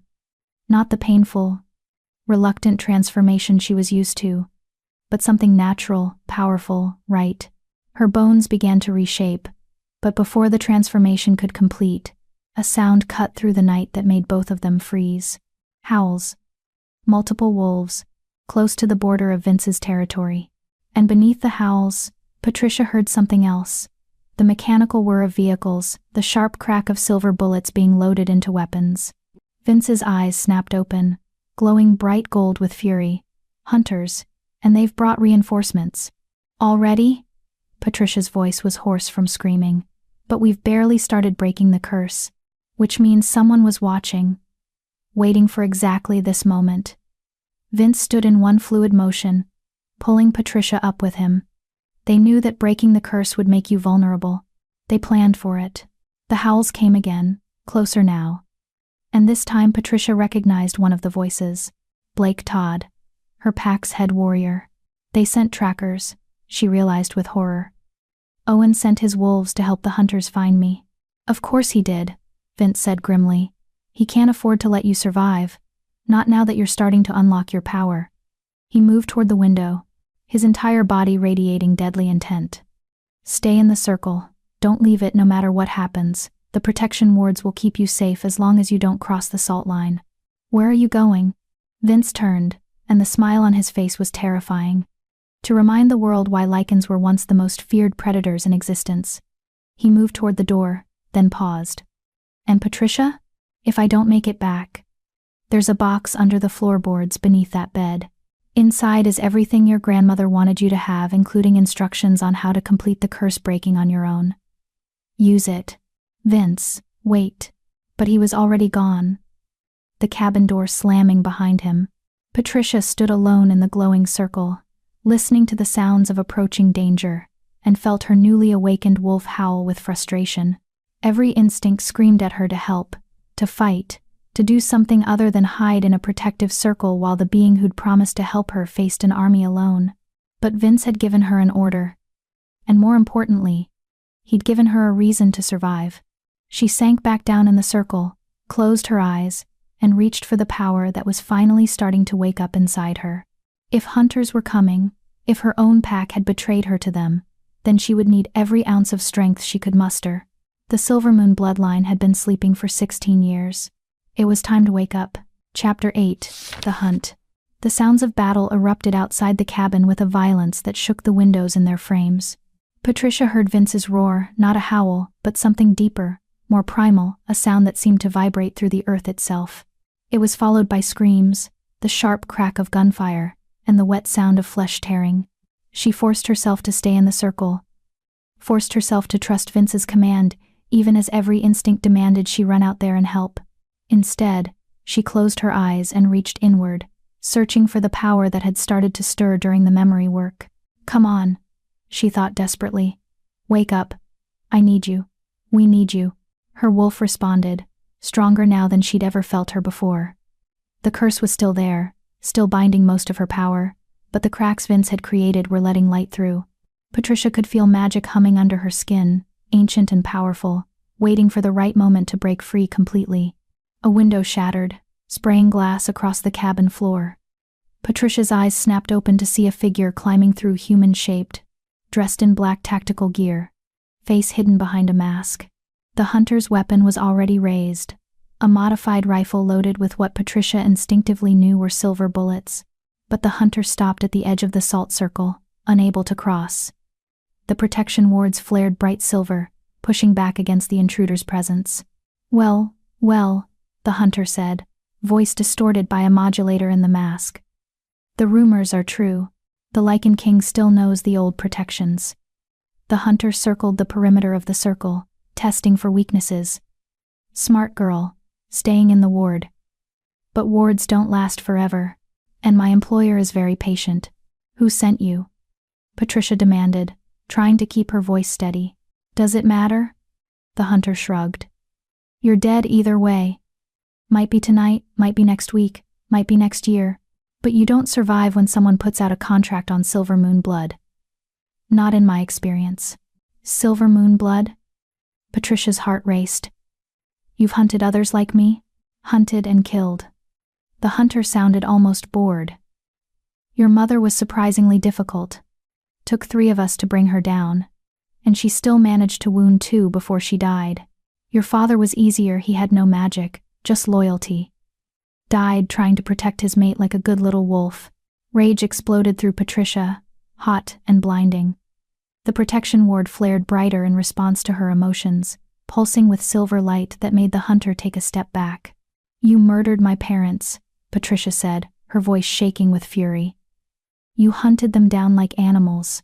We're all animals, sweetheart. Some of us just have better weapons. The hunter raised the rifle again, aiming at Patricia through the barrier. These bullets are blessed with old magic, specifically designed to pierce supernatural protections. They won't kill you through the ward, but they'll hurt, and pain breaks concentration. Break concentration enough, and you'll step out of that circle without even realizing it. The hunter fired. The bullet slammed into the ward with a flash of light that temporarily blinded Patricia. She felt the impact reverberate through the protection circle, felt the ward weaken slightly. Not much, but enough to tell her that the hunter hadn't been bluffing. Another shot, another flash. The ward held, but Patricia could feel it straining. Outside, the sounds of battle continued. She heard more howls, Blake and the other Silverpine trackers, engaging with something that made them scream in terror. She heard Vince's voice, commanding in that ancient language, and felt pulses of power that made the air itself seem to shudder. But she also heard more vehicles arriving, more footsteps, more weapons being readied. There were too many of them. Even a Lycan king couldn't fight an entire hunting party and a pack of hostile wolves simultaneously. I have to help him, Patricia thought desperately. But if I leave the circle, I'm dead. Unless... Patricia looked at the floorboards beneath the bed in her room. The box Vince had mentioned, containing her grandmother's instructions. If Rosemary had left her away to complete the curse breaking alone, maybe there was something in there that could help her now. But getting to the box meant leaving the circle, and leaving the circle meant facing the hunter with the blessed bullets.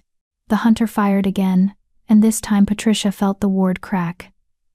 Not break, but definitely crack. Maybe 3 or 4 more shots and the protection would fail completely. She had to make a choice: stay safe and watch Vince die defending her, or risk everything for a chance to save them both. Patricia thought about her parents, murdered by these same hunters. She thought about 16 years of living small and afraid, of letting others define her worth, of accepting cruelty as if it was deserved.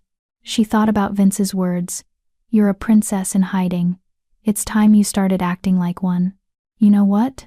Patricia said, standing up. I'm really tired of hiding. The hunter's posture shifted, became more alert. Don't be stupid, girl. You step out of that circle, and you die. Maybe. Patricia agreed. Or maybe I'm stronger than you think. Maybe the Silver Moon bloodline isn't as dead as your employer wants to believe. She took a deep breath and stepped out of the circle. The hunter fired immediately. But Patricia was already moving, diving toward her bedroom with speed she didn't know she possessed. The bullet grazed her shoulder, burning like acid where the blessed silver made contact with her skin. She bit back a scream and kept moving. Another shot. This one missed completely. Patricia crashed through the bedroom door and slammed it behind her, throwing the simple lock. It wouldn't hold for long, but she didn't need long. She just needed 30 seconds. She dropped to her knees beside the bed and pried at the floorboards with her fingers. One came loose, revealing a hollow space beneath. Inside was a small wooden box, carved with the same Silver Moon symbols that marked the protection circle in the main room. Patricia grabbed it and wrenched it open. Inside were three things: a leather-bound journal covered in her grandmother's handwriting, a silver dagger with a moonstone set in its hilt, and a vial of liquid that glowed faintly blue in the darkness. The bedroom door exploded inward as the hunter kicked it open. "Nowhere left to run, little wolf." Patricia's hand closed around the dagger's hilt, and the moment she touched it, power surged through her arm like lightning. The weapon recognized her bloodline, accepted her claim, and bonded to her in a way that felt ancient and absolute. She turned to face the hunter, the dagger raised, and felt her wolf surge forward with newfound strength. "You're right," Patricia said, her voice different now, layered with something that sounded like multiple voices speaking in harmony. "No more running." The hunter fired, but Patricia was faster. She moved on pure instinct, the dagger flashing in an arc that deflected the bullet with a shower of sparks. The blessed silver that was supposed to pierce supernatural protections couldn't stand against Silvermoon's steel. Patricia lunged forward, closing the distance between them faster than any Omega should have been able to move. The dagger found its mark, sinking into the hunter's shoulder. She felt the weapon pulse with power, and the hunter screamed as silver fire spread from the wound. "Impossible," the hunter gasped, stumbling backward. "You're suppressed. The curse should have." "The curse is breaking," Patricia said, ripping the dagger free. "And you just made a very serious mistake." She kicked the hunter in the chest, sending the assassin flying backward through the broken bedroom door. The hunter crashed into the table in the main room, scattering Vince's ancient books across the floor. Patricia followed, the dagger still gripped in her hand, feeling power coursing through her veins like wildfire. She wasn't fully free of the curse, yet she could feel it still binding her, still suppressing most of her strength. But the combination of Vince's memory work and her grandmother's dagger had cracked it open enough for her true nature to bleed through. She was fast, she was strong, and for the first time in her life, she was dangerous. The hunter tried to raise the rifle again, but Patricia was already there. She grabbed the weapon with her free hand and crushed the barrel, the metal crumpling like paper in her grip. The hunter stared at the ruined weapon in shock. "Who sent you?" Patricia demanded, pressing the dagger against the hunter's throat. "Who paid for my family's deaths?" "I don't know names," the hunter gasped. "Contacts are anonymous. But the contract has been active for decades. Someone powerful. Someone with old money and older grudges. Not good enough." "Wait." The hunter's hands came up in surrender. "There's a mark. All the contracts for Silvermoon blood carry the same mark. A black rose entwined with silver thorns. That's all I know, I swear." Patricia pulled the dagger back slightly. "A black rose? What does that mean?" "It's a signature. Whoever's behind this, they've been using that symbol for at least 50 years. That's as far back as the guild records go." The hunter coughed, and blood spattered the inside of the mask. "You really hurt me, you know. That dagger. It's not just silver. It's cursed. Made to kill hunters specifically." "Good," Patricia said coldly. "Then maybe you'll think twice before accepting contracts on innocent people." An explosion outside rocked the cabin, and Patricia heard Vince roar again, this time in what sounded like pain. "There are 15 of us," the hunter said, almost conversational now. "And 20 wolves from your old pack. Even a Lycan king can't handle those odds. You should run while you still can. Take your grandmother's dagger and disappear. Live to fight another day."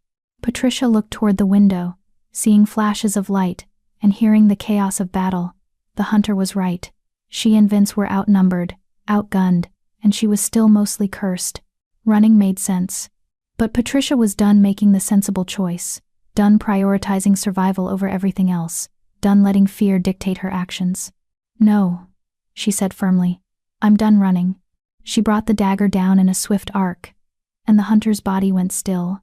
Patricia felt a flicker of remorse. She'd never killed anyone before, but it was drowned out by the knowledge that this person had murdered her parents, had been paid to murder her, and wouldn't have hesitated to kill her if their positions were reversed. Patricia grabbed the hunter's tactical vest, found 3 more loaded magazines, and a combat knife that would serve as a backup weapon. She was arming herself when she noticed the journal had fallen open, revealing a page in her grandmother's handwriting. "If you're reading this in desperation, child, then know that the quickest way to break the rite of diminishment is also the most dangerous. The vial contains distilled moonlight essence of the moon goddess herself, preserved through old magic. Drink it, and the curse will shatter immediately. But be warned. Without proper preparation, without having addressed the wounds that feed the curse, the sudden release of power can destroy you from the inside. Your body might not be able to handle what you truly are. Use this only if death is the alternative. And if you survive, remember that power means nothing without wisdom to guide it. Patricia looked at the vial, glowing softly blue in the wreckage of the cabin. She could hear Vince outside, still fighting, still holding off an impossible number of enemies. Death was absolutely the alternative. She uncorked the vial, whispered a prayer to the moon goddess, and drank. The effect was instantaneous and agonizing. Power exploded through Patricia's body like a supernova. The curse fought back, trying to contain the surge, but the moonlight was too pure, too strong. Patricia felt the rite of diminishment shatter like glass, felt 16 years of suppression break away all at once. Her wolf burst free with a howl that shook the cabin's foundation. But she wasn't the small russet-brown omega she'd been for so long. She was massive, easily the size of an alpha-born wolf, covered in silver fur that seemed to glow with its own internal light. The markings she'd glimpsed during the memory work were fully visible now, ancient symbols etched across her coat in patterns that spoke of healing, protection, and royal bloodlines. Patricia's human consciousness merged with her wolf's instincts, and together they were something new, something powerful, something that had been waiting 16 years to be born. She burst through the cabin door on 4 legs, the silver moon dagger somehow still gripped in her jaws, and entered the battle with a roar that made even the hunters pause in fear. Vince was in his Lycan form, massive, silver-white, covered in blood, both his own and his enemies. He'd killed at least 6 hunters and twice as many silverpine wolves, but the rest were wearing him down through sheer numbers. He looked up as Patricia charged into the fray, and she saw surprise flash across his inhuman features. Then he smiled, sharp and deadly. "About time," he said in a voice that was more growl than words. "I was beginning to think I'd have to have all the fun myself." Patricia didn't answer with words. She answered with violence. She crashed into the nearest cluster of hunters, her enhanced strength sending them flying. The dagger in her jaws flashed, and 2 more went down before they could even aim their weapons. She moved like liquid silver, faster than any of them could track, her grandmother's magic flowing through her like a song. A silverpine wolf lunged at her, not Blake, but someone she recognized from pack training sessions. She caught them mid-leap and threw them into a tree hard enough to crack the trunk. "She's broken the curse," someone shouted. Fall back, fall back." But Vince was already there, cutting off their retreat. Together, he and Patricia became a 2-wolf army, moving in perfect synchronization despite never having fought together before. Where Vince was raw power and centuries of battle experience, Patricia was speed and instinct enhanced by healing magic that let her push her body beyond normal limits. They fought like they were made for this, made for each other. And slowly, impossibly, the tide began to turn. Chapter 9. The Revelation. The battle raged through the night like a storm of teeth and silver. Patricia lost herself in the flow of combat, her newly awakened instincts guiding every movement. The silver moon magic sang through her veins, healing minor wounds almost as quickly as she received them, lending her strength that should have been impossible for a wolf her age. She was magnificent, she was powerful, she was everything the curse had spent 16 years trying to suppress. And she was furious. Every hunter she faced had been complicit in her parents' murder. Every silverpine wolf who'd come to help them had betrayed the most fundamental law of pack life: you didn't hand over your own to hunters, no matter what the alpha commanded. Patricia showed them no mercy. She'd just taken down another hunter when she heard a familiar voice cut through the chaos. "Patricia, stop, please." She whipped around to find Lucas standing at the edge of the clearing, his wolf form bloodied and exhausted. Behind him stood 2 more silverpine wolves, but they hung back, clearly unwilling to engage. Patricia shifted partially back to human form, an ability she'd never possessed before the curse broke, keeping her wolf's enhanced strength while regaining the ability to speak. "You dare come here?" Her voice carried the layered quality of human and wolf speaking together, ancient power thrumming beneath every word. "You rejected me, declared me rogue, and now you help hunters invade Lycan territory? What's next, Lucas? Will you pull the trigger yourself? I'm not here to help them." Lucas shifted to human form as well, raising his hands in surrender. I'm here to warn you. Patricia, my father has made a deal with someone powerful. This attack tonight, it's just the beginning. Tell me something I don't know, Patricia snarled. Who is it? Who wants the Silver Moon bloodline dead? I don't know their name. My father refuses to say it, even to me. But Patricia, they promised him something in exchange for your death. They promised him. Lucas's voice broke. They promised him the ability to absorb Lycan powers, to become something more than Alpha. And he's desperate enough to believe them. Vince appeared at Patricia's side, his massive Lycan form towering over both of them. Absorbing Lycan powers? That's impossible.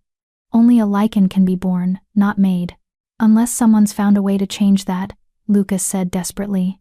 My father has been obsessed with power for years. Ever since he learned about Patricia's bloodline, he's been researching old magic, ancient rituals.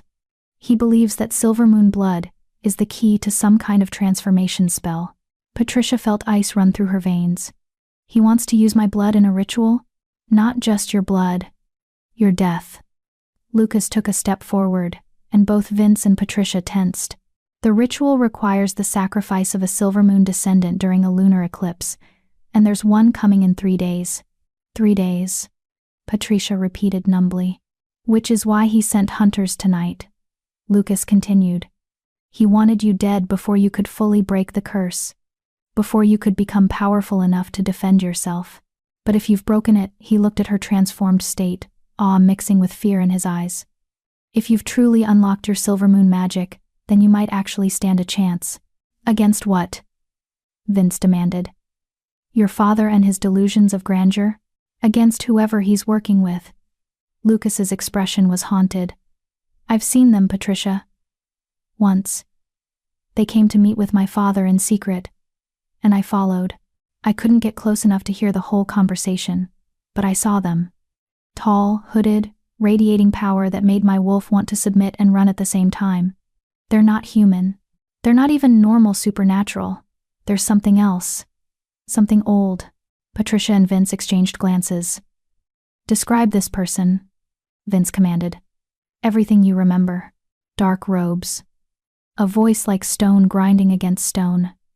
And when their hood fell back for just a moment, Lucas shuddered. I saw eyes that were completely black. No whites, no iris. Just darkness. Vince went very still. A void walker. What's a void walker? Patricia asked. Ancient beings from before the moon goddess established her domain. They fed on magic, on life force, on the essence of supernatural beings. Vince's voice was grim. They were supposed to be extinct. The goddess herself hunted them down millennia ago because they threatened to consume all of creation. Apparently she missed one, Lucas said. And it's been hiding, planning, working through pawns like my father to achieve whatever goal it's pursuing. Patricia's mind raced. The black rose symbol. The signature on all the contracts to kill Silver Moon blood. That's not a person, it's this void walker. Most likely, Vince agreed. Void walkers don't just consume power randomly.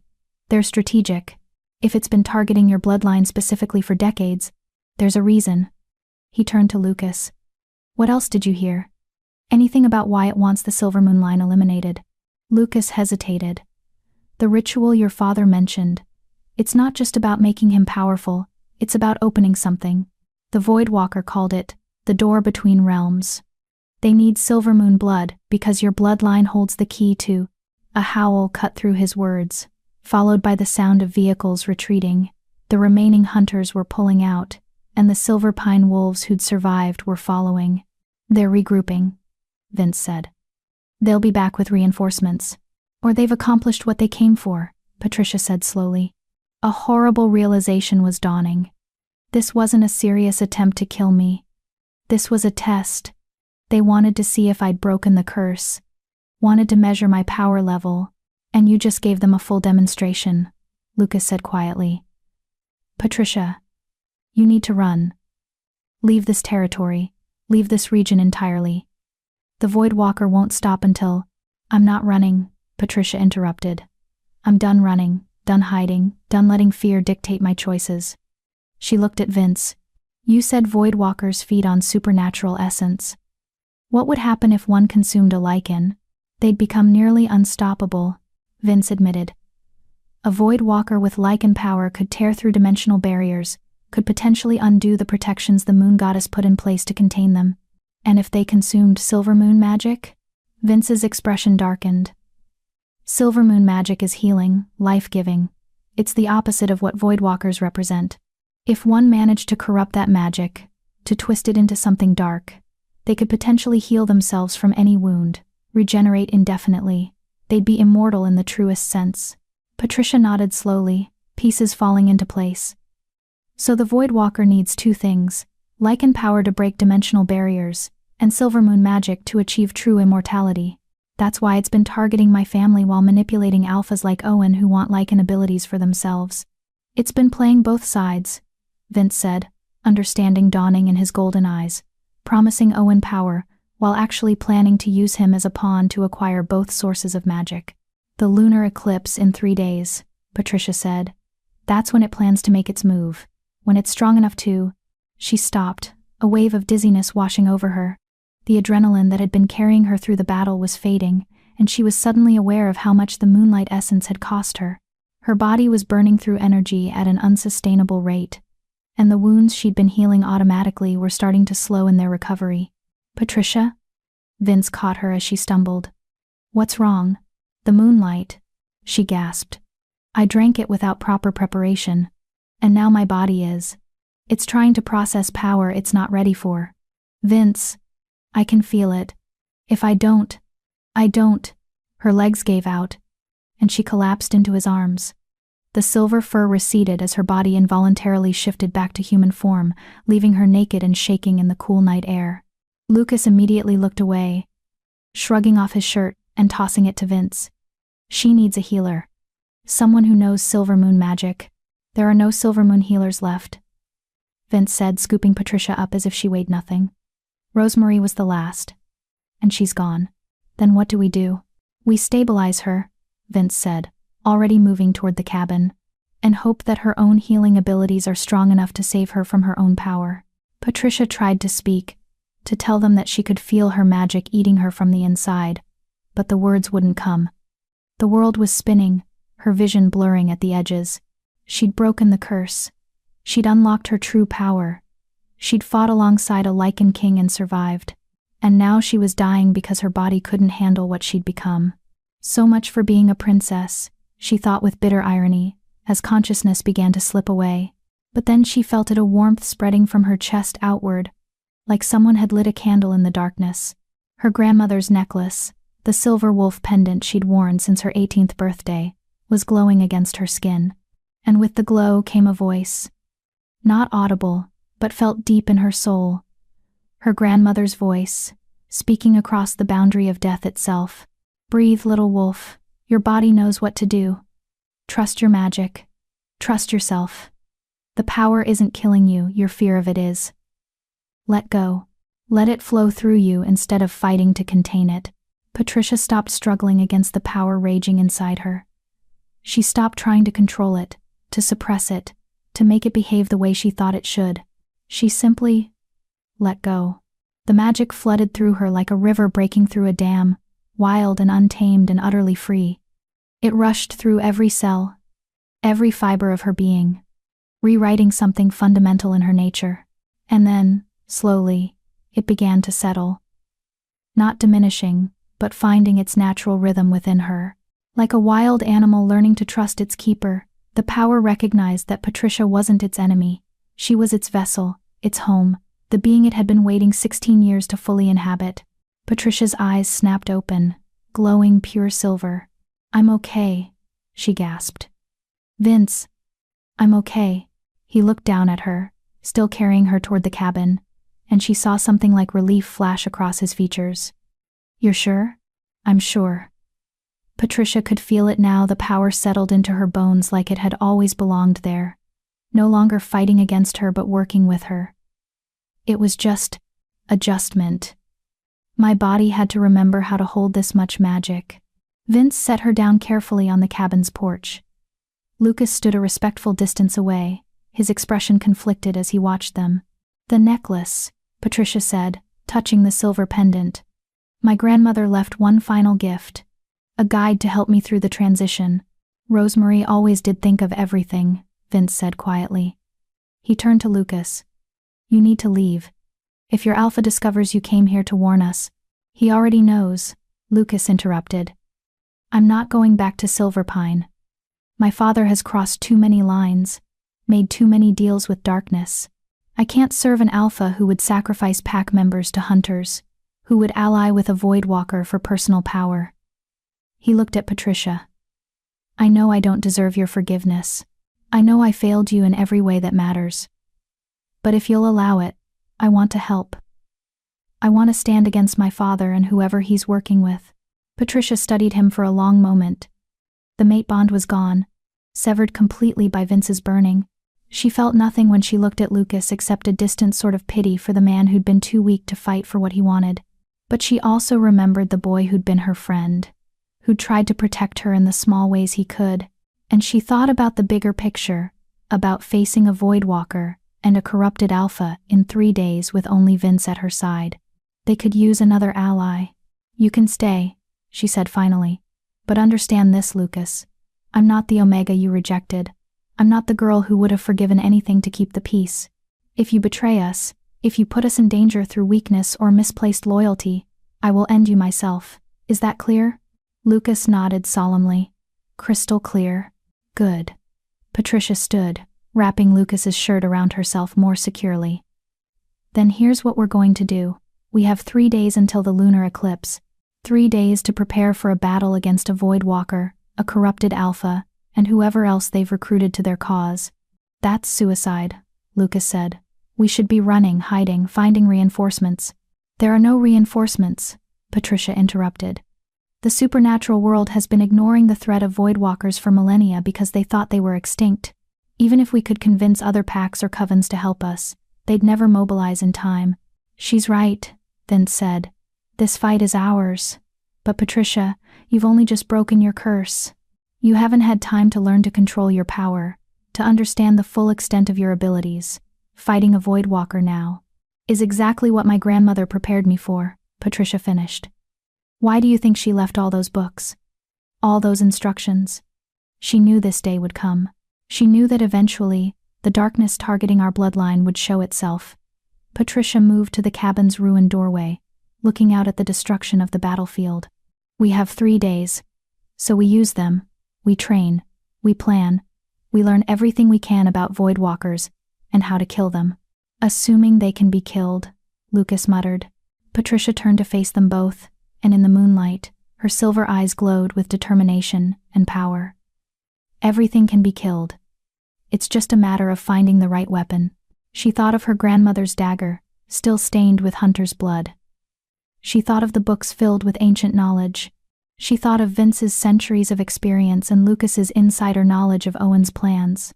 They were outnumbered, outgunned, facing an enemy that had been planning this confrontation for decades. But they had something the Voidwalker didn't. They had nothing left to lose.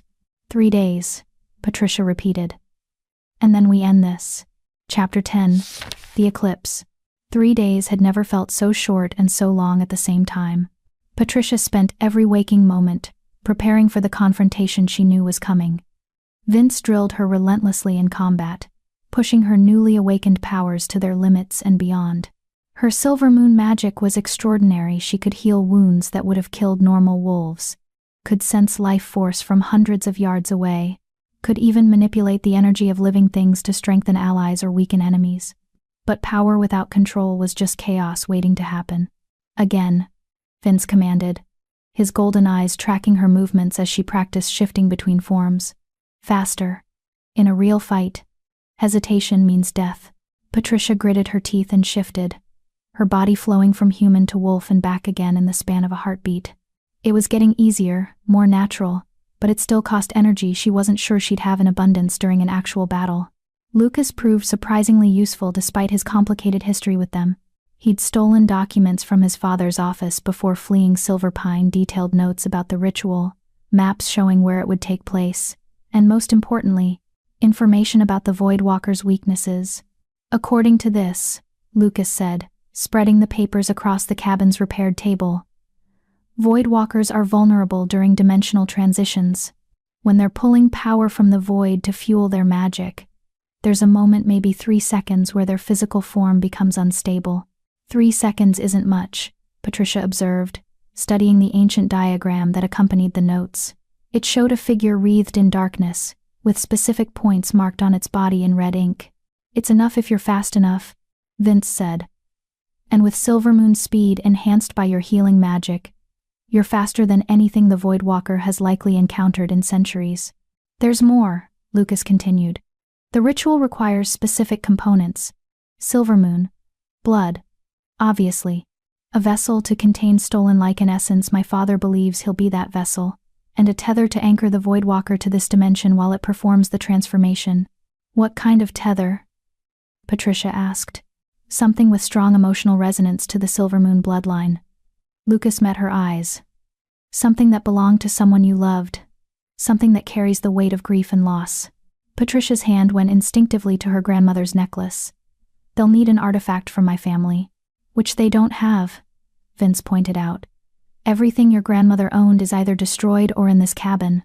Unless they took something from my parents' graves, Patricia said quietly. Or from our old house. Lucas, what happened to my family's belongings after they died? Lucas's expression turned grim. My father had everything boxed up and put in the pack house basement. He said it was standard procedure for deceased pack members, but now. He trailed off, meaningfully. Now we know he was collecting potential tether objects, Patricia finished. Anger burned hot in her chest. He's been planning this since before my parents even died. All of it, their murder, my suppression, the rejection, it was all leading to this moment. Then, we use that against him, Vince said firmly. He thinks he knows what to expect. He thinks you're still the frightened Omega he terrorized for years. We show him exactly how wrong he is. The night of the lunar eclipse arrived with unusual clarity. No clouds marred the sky, and the moon hung full and heavy, already beginning its journey into Earth's shadow. Patricia stood outside the cabin, dressed in practical combat clothing Lucas had acquired, her grandmother's dagger strapped to her thigh, and the silver necklace glowing faintly against her skin. Ready? Vince asked, appearing beside her in his human form. He'd dressed for battle, too dark clothing that wouldn't restrict movement, no jewelry or accessories that could be used against him. No, Patricia admitted. But I don't think anyone's ever truly ready to face a creature from before creation. We just do it anyway. Lucas emerged from the cabin, carrying a pack filled with supplies. I've marked the location on the map. It's an old stone circle about 5 miles north of here, right on the border between Lycan territory and what used to be Silverpine land, neutral ground technically. How many wolves will Owen bring? Patricia asked. All of them, Lucas said quietly. Every wolf capable of fighting. He's told the pack this is a holy mission, that they're helping him ascend to protect them all from outside threats. They don't know about the Voidwalker. They think they're just there to witness their alpha's transformation. So we'll be facing the entire Silverpine pack plus a Voidwalker, plus hunters who may or may not show up as backup, Patricia summarized. Those are terrible odds. Yes, Vince agreed. Which is why we're not going to fight them all. We're going to fight smart. He pulled out his own map, marked with strategic positions. The ritual requires perfect astronomical alignment. That gives us a window of maybe 20 minutes where the moon is fully eclipsed. During that time, the Voidwalker will be focused on the spell. Owen will be focused on his transformation, and the pack will be focused on watching. That's when we strike, Patricia said, understanding dawning. Exactly. We let them begin the ritual, let them think everything is going according to plan. And then, when they're most vulnerable, most distracted, Vince's smile was sharp and cold. We destroy everything they've worked for. There's one problem, Lucas interjected. The ritual requires your blood, Patricia. Which means they'll be expecting you. If you don't show up, they can't complete it. Owen will know something's wrong. Then I'll give them what they expect, Patricia said, an idea forming. I'll let them capture me. Absolutely not, Vince said immediately. Think about it, Patricia argued. If I'm already there, already positioned where they need me for the ritual, they won't be watching the perimeter. They won't expect an attack, because they'll think they've already won. Or they'll kill you the moment they have you, Vince countered. Patricia, you're powerful, but you're not invincible. One silver blade in the right place. And all of this preparation means nothing. He's right, Lucas said reluctantly. My father won't take chances with you, not after seeing what you can do. Patricia looked between them, frustration building. So what do you suggest? We charge in and hope for the best? We use a distraction, Vince said. Something big enough to divide their attention but not so obvious that it tips them off to our real plan. He turned to Lucas. You said your father believes you've gone rogue, correct? Yes. He's declared me a traitor to the pack. Good. Then you're going to show up at that ritual and offer your father what he wants most, a way to prove his power in front of his entire pack. Lucas's eyes widened. You want me to challenge him? For the alpha position. A formal challenge, witnessed by the pack and conducted under traditional law, Vince confirmed. It's the one thing Owen can't ignore without looking weak in front of his wolves. He'll have to accept, which means he'll have to delay the ritual until the challenge is resolved. That only buys us a few minutes, Patricia protested. The eclipse window is narrow. A few minutes is all we need, Vince said. While Owen is distracted fighting Lucas, while the pack is focused on the challenge, you and I infiltrate the ritual site. We destroy the tether, kill the Void Walker during its vulnerable moment, and end this before Owen even realizes what's happening. Patricia studied the map, running through the plan in her mind.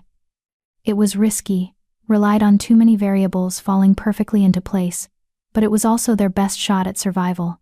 All right, she said finally. We do it your way. But Lucas, she turned to face him directly. You understand what this means, don't you? Challenging your father in front of the pack. Even if we win tonight, even if we stop the Void Walker, the pack will never fully accept you as alpha. You'll always be the son who betrayed his father.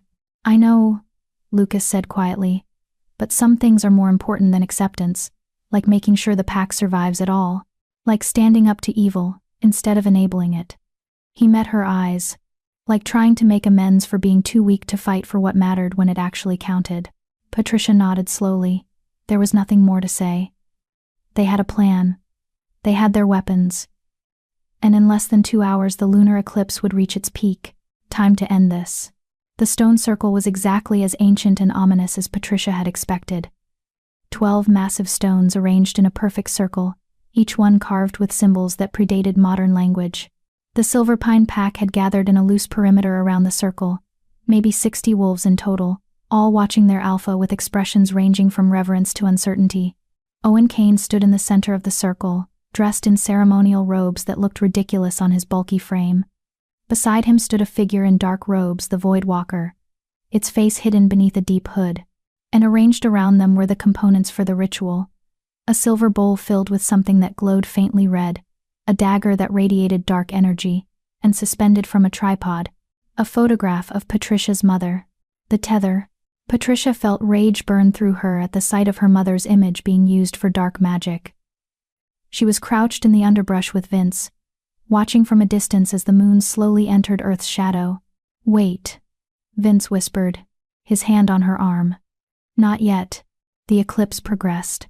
Shadows crept across the moon's face like a slow-moving disease, dimming the natural light until the world seemed to exist in shades of gray and black. Owen raised his arms, his voice carrying across the clearing. Tonight, my pack, you witness the dawn of a new era. Tonight, I ascend beyond mere alpha, beyond the limitations of our kind. Tonight, I become something the world has not seen in millennia, a true Lycan. The pack howled their approval, though Patricia noticed several wolves who remained silent, their expressions doubtful. The Void Walker stepped forward, and when it spoke, its voice seemed to come from everywhere and nowhere at once. The blood of Silvermoon. That is all that remains. Bring forth the sacrifice. Owen gestured, and 2 Silver Pine warriors dragged forward a struggling figure. Patricia's heart nearly stopped when she recognized who it was. Kitty. No, Patricia whispered. What? She carries Silvermoon blood, the Void Walker said, circling Kitty like a predator. Diluted, distant, but present nonetheless. She will serve as an acceptable substitute if the true bloodline cannot be obtained. Wait, Kitty screamed. What are you talking about? I don't have Owen. You promised me I would be Luna. You promised. You are descended from Gloria Moses' sister, Owen said coldly. Which makes you a distant cousin to Patricia. Your blood will work, though it will make the ritual less powerful. He turned to the Void Walker. She'll do, won't she? She will suffice, the Void Walker confirmed. Lucas appeared at the edge of the clearing, his voice ringing out strong and clear. Stop! Every wolf turned to face him. Owen's expression went from surprised to furious in an instant. The traitor's son returns, Owen snarled. Come to watch your alpha ascend, boy. Come to challenge a tyrant. Lucas corrected. I, Lucas Morrison, son of Owen Kane and Gloria's nephew by marriage, invoke my right to challenge for the alpha position of Silverpine Pack. The pack erupted in chaos. A formal challenge couldn't be ignored, not without Owen losing all credibility. But the timing couldn't have been worse. The eclipse was nearly complete, the ritual window rapidly closing. You choose now? Owen roared. You dare interrupt my ascension with this farce? Pack law is pack law, Lucas said calmly. Unless you're declaring yourself above such traditions, in which case you're not a true alpha at all, just a dictator who uses fear to control his wolves. Owen's face turned purple with rage. Several pack members were nodding at Lucas's words, doubt spreading through the gathered wolves like wildfire. Fine, Owen spat. I'll kill you quickly and get back to important matters. But know this, boy, you've just ensured your death is witnessed by everyone you ever knew. That's the plan, Lucas said, and shifted. The two wolves clashed in the center of the clearing, and the pack's attention shifted entirely to the battle. Owen was larger, more experienced, fighting with the brutal efficiency of an alpha who'd held his position for decades. But Lucas was younger, faster, and fighting for something more than just power. Now, Vince whispered. They moved together, two shadows in the darkness of the eclipse, circling around the distracted pack to approach the ritual site from the opposite side. The Void Walker stood motionless, seemingly unconcerned with the challenge happening a dozen yards away. That should have been Patricia's first warning. They were 10 feet from the stone circle when the Void Walker spoke without turning around. The Lycan King and the Silver Moon Princess. How predictable. Vince and Patricia froze. Did you truly think I wouldn't sense your approach? The Void Walker turned, and this time its hood fell back, revealing a face that Patricia's mind struggled to process. It was simultaneously beautiful and horrifying, human and utterly alien, with those completely black eyes that Lucas had described. I've been hunting Silver Moon blood for 3 centuries. You think I don't know every trick, every strategy, every desperate gambit that bloodline employs? 3 centuries, Vince repeated. You were there. When the packs fractured, when the Lycans fell. I was the reason they fell, the Void Walker said with something like pride. It was so easy, really. Whisper to the right alphas. Promise them power they could never achieve on their own. Watch as they turned on their Lycan protectors, as the great packs tore themselves apart from within. Those black eyes fixed on Patricia. And you, little princess. Do you want to know why your bloodline has been targeted so relentlessly? Because we can heal, Patricia said. Because our magic could undo whatever corruption you spread. Partially correct, but there's more. The Void Walker gestured, and magical energy exploded from its hand. Patricia tried to dodge, but the attack was too fast. She felt the magic wrap around her like chains, pulling her forward into the ritual circle despite her struggles. Vince lunged to intercept, but the Void Walker was ready. Another gesture, and the Lycan King was thrown backward into one of the standing stones hard enough to crack the ancient rock. The truth, little princess, the Void Walker said, dragging Patricia to the center of the circle, is that Silver Moon blood isn't just for healing. It's the key to creating new Void Walkers. Your ancestors were our prison wardens. But your blood? Your blood is also the key to the prison. Patricia struggled against the magical bonds, but they held fast. Around them, the pack was still focused on Owen and Lucas's battle, unaware that the real danger was happening right behind them. For 300 years, I've been collecting Silver Moon essence, the Void Walker continued. Every murder, every drop of blood spilled, has been stored, preserved, waiting for this moment. And now, with a living Silver Moon and a Lycan combined, I can finally tear open the barriers between dimensions. I can free my brethren from the void and bring about the new age of darkness that the moon goddess tried so hard to prevent. You're insane, Patricia gasped. I'm inevitable. The Voidwalker raised the dark dagger.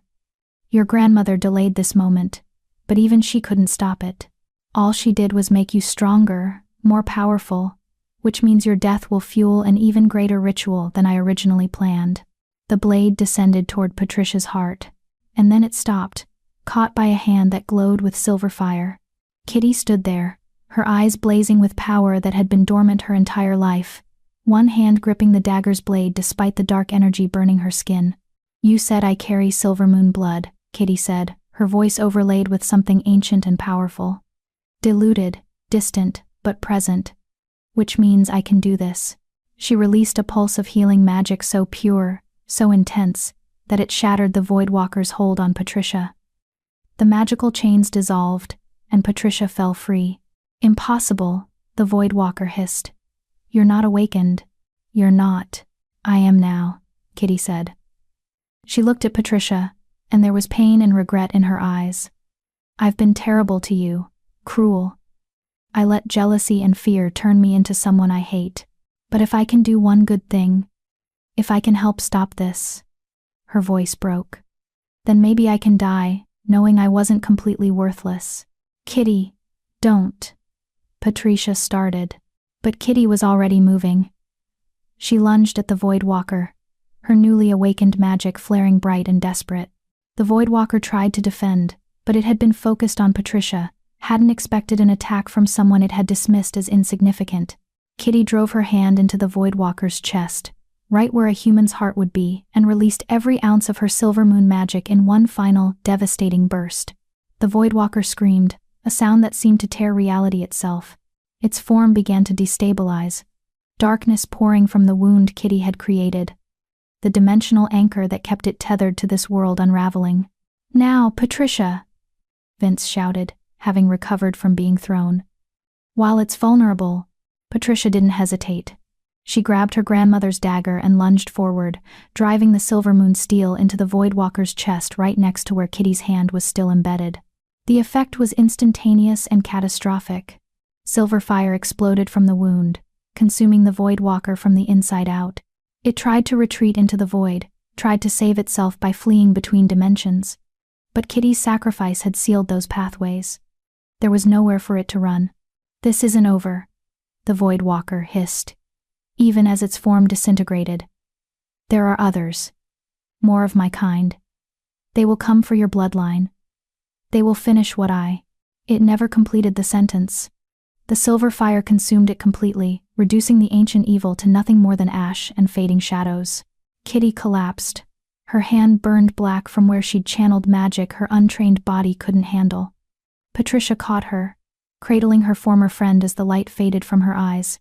I'm sorry, Kitty whispered. For everything. For being weak. For being cruel. For not she coughed, blood flecking her lips. For not being brave enough to be your friend when it mattered. You were brave enough when it counted, Patricia said, tears streaming down her face. You saved us all, Kitty. You were a hero. Kitty smiled weakly. Really? Really? Good. That's good. Her eyes drifted closed. Tell Lucas, tell him I'm sorry too, for everything. She took one final breath and went still. Patricia held her for a long moment, grief and gratitude warring in her chest. Kitty had been terrible to her, had made her life miserable for years. But in the end, she'd chosen to be brave, to sacrifice herself to stop a horror that would have consumed the world. That deserved to be remembered. A howl cut through the night, and Patricia looked up to see Owen lying in the center of the clearing, his throat torn out, his eyes staring sightlessly at the now eclipsed moon. Lucas stood over his father's body, bloodied and exhausted, but alive. The Silver Pine pack stood in shocked silence, looking between their dead Alpha, the ashes of the Voidwalker, and the two women in the center of the ritual circle. It's over, Lucas called out, his voice carrying across the clearing.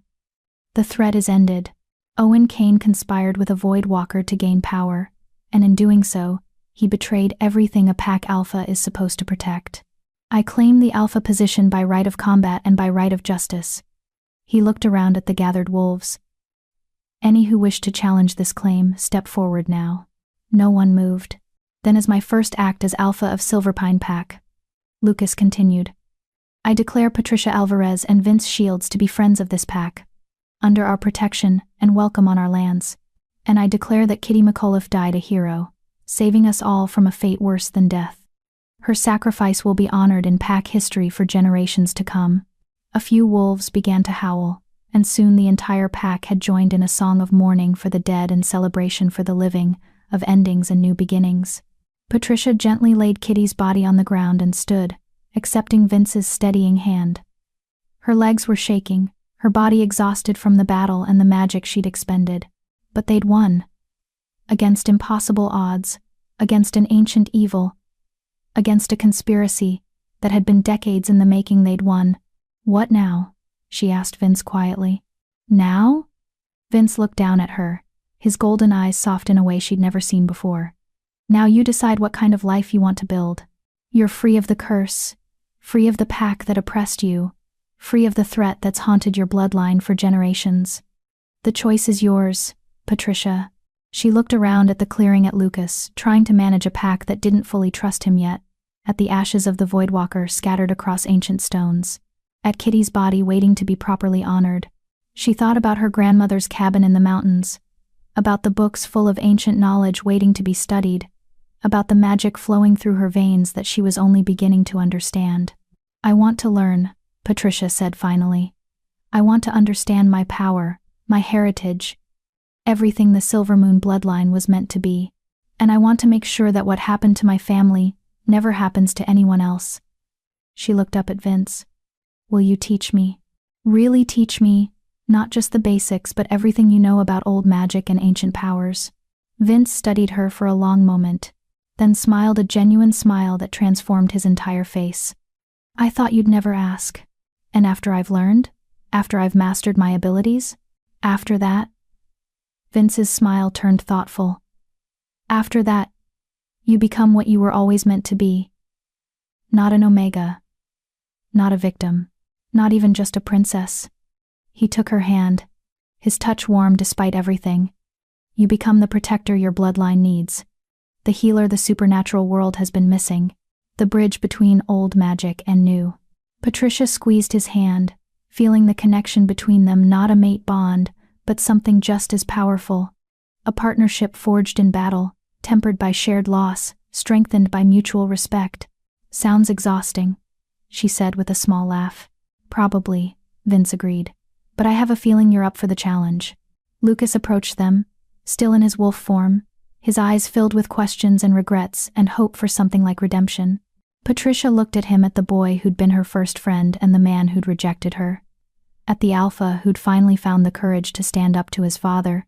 At the ally who'd risked everything to help stop a great evil. She didn't forgive him, not completely. The mate bond he'd rejected still left scars that would take years to fully heal. But she could work with him. Could help him build a pack that was better than the one Owen had created. Could maybe, eventually, find a way to be something like friends again. Thank you, she said simply. For the challenge. For the distraction. For being brave when it mattered. Lucas shifted back to human form, and Patricia politely looked away as he retrieved his clothes. I should be thanking you, he said quietly. For saving us all. For being stronger than anyone ever gave you credit for. He stopped, unable to find the right words. For surviving, Patricia finished. That's what we do, Lucas. We survive. And then we figure out how to do more than just survive. We figure out how to actually live. She turned away from the clearing, from the pack and the ashes, and the memories of the girl she used to be. Vince fell into step beside her, a solid presence in the darkness. Behind them, the eclipse was ending, the moon slowly emerging from shadow to bathe the world in silver light once more. Ahead of them, the path back to the cabin wound through trees and meadows, through territory that was now truly Patricia's home rather than just a place to hide. So, Vince said conversationally as they walked, first lesson tomorrow morning. We'll start with controlled shifting and work our way up to advanced healing techniques. Tomorrow morning? Patricia groaned. Can't we take at least 1 day to recover? Would the Void Walker have given you a day to recover? The Void Walker is dead. There are others, Vince reminded her, his voice turning serious. You heard what it said. More of its kind, waiting for their chance to break through. Your training isn't just about personal development, Patricia. It's about making sure you're ready when the next threat emerges. Patricia sighed but nodded. He was right, of course. The battle tonight had been won, but the war was far from over. There would always be another threat, another evil seeking power, another conspiracy targeting those with gifts they couldn't comprehend. But for the first time in her life, Patricia felt ready to face whatever came next. She wasn't an Omega anymore. She wasn't suppressed or diminished or made small by others' cruelty. She was Patricia Alvarez, last of the Silver Moon healers, survivor of the rite of diminishment, destroyer of voidwalkers. She was powerful. She was free. She was exactly who she was always meant to be. And this was only the beginning. Epilogue. 6 months later, Patricia stood in the meadow behind the cabin, her hands glowing with silver light as she carefully healed a young wolf who'd been injured during a training accident. The wolf was from Silver Pine Pack. Lucas had been sending his younger members to learn from her, to understand that strength came in many forms. There, Patricia said, the glow fading as the wound closed completely. Try to be more careful during practice, okay? Your enthusiasm is admirable, but recklessness gets people hurt. The young wolf shifted back to human form, a boy of maybe 14 with awe in his eyes. Thank you, healer Patricia. You're amazing. I'm adequate, Patricia corrected with a smile. Amazing is still a few years of practice away. Now go on, before Lucas thinks I've kidnapped you. The boy ran off, leaving Patricia alone in the meadow. She closed her eyes and reached out with her senses, feeling the life force of everything around her. The trees, the grass, the small animals in the underbrush, the powerful presence of Vince inside the cabin studying one of the ancient texts. Her magic had grown exponentially in the past 6 months. She could heal almost anything now, could sense danger from miles away, could even manipulate the growth of plants if she concentrated hard enough. But more importantly, she'd learned to be happy. Not just content, not just surviving, but genuinely deeply happy in a way she'd never been when she was part of Silver Pine Pack. You're smiling, Vince observed, emerging from the cabin with 2 cups of tea. Must have been a good session. Just reflecting, Patricia said, accepting the tea gratefully. On how different my life is now compared to a year ago. How different I am. You're not that different, Vince said, settling onto the porch steps beside her. You've always been strong, Patricia. You've always been brave and kind and worth 1,000 weak alphas. You're just finally allowing yourself to believe it. Patricia leaned against his shoulder, comfortable in a way she'd never been with Lucas. The mate bond she'd lost had been replaced by something she valued even more. A true partnership built on respect, trust, and genuine care. I got a letter from the Nightshade Pack today, she said. They want to send some of their young healers to train with me, to learn the old Silvermoon techniques. What did you tell them? That I'd think about it. Taking on students is a big responsibility. You'll be excellent at it, Vince said with confidence. You have your grandmother's gift for teaching and your own experience of being underestimated. You'll understand them in ways most teachers never could. Patricia smiled. Look at you, being all wise and supportive. What happened to the terrifying Lycan king, who threatened to throw me off his territory? He met someone who reminded him why protecting others matters, Vince said quietly. Why emerging from isolation and engaging with the world, despite all its pain and cruelty, is still worthwhile. Patricia turned to look at him, seeing past the ancient power and the fearsome reputation to the person underneath. A person who'd been hurt, who'd lost everything, who'd spent 300 years alone because he thought he'd failed the ones who mattered most. A person who was choosing, every day, to believe in connection again. Thank you, Patricia said softly, for everything, for training me, for protecting me, for being the ally my grandmother knew I'd need. Thank you, Vince countered, for being brave enough to claim your inheritance, even when you had no idea what you were walking into. For breaking a curse that should have been unbreakable. For reminding me that some things are worth fighting for.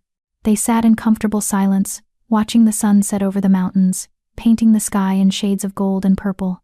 Somewhere in the distance, a wolf howled, probably one of Lucas's pack, out on evening patrol. Patricia's life had changed in ways she could never have imagined a year ago. She'd lost friends, gained new ones, discovered powers she didn't know existed, and fought battles that should have been impossible to win. But sitting here, in the peace of the mountain meadow, with tea warming her hands and a true friend at her side, Patricia realized something important. She'd found more than just survival. She'd found purpose, community, a future worth fighting for. The Silver Moon bloodline hadn't ended with her grandmother's death. It had been reborn, stronger and wiser, ready to face whatever challenges the future held. And Patricia Alvarez, once rejected, once suppressed, once made to feel worthless, was ready to embrace every moment of the extraordinary life ahead of her. She was free. She was powerful. She was exactly where she was supposed to be. And this time, no one would ever make her forget it. Dear viewers, as we reach the end of Patricia's journey from rejected Omega to powerful Silver Moon healer, I can't help but wonder, what would you do if you discovered that everything holding you back was never real, just lies others told you about yourself? Have you ever had to choose between staying safe in what's familiar, or risking everything to become who you're truly meant to be? If Patricia's story resonated with you, please hit that like button and share your thoughts in the comments below. I'd love to hear your reflections.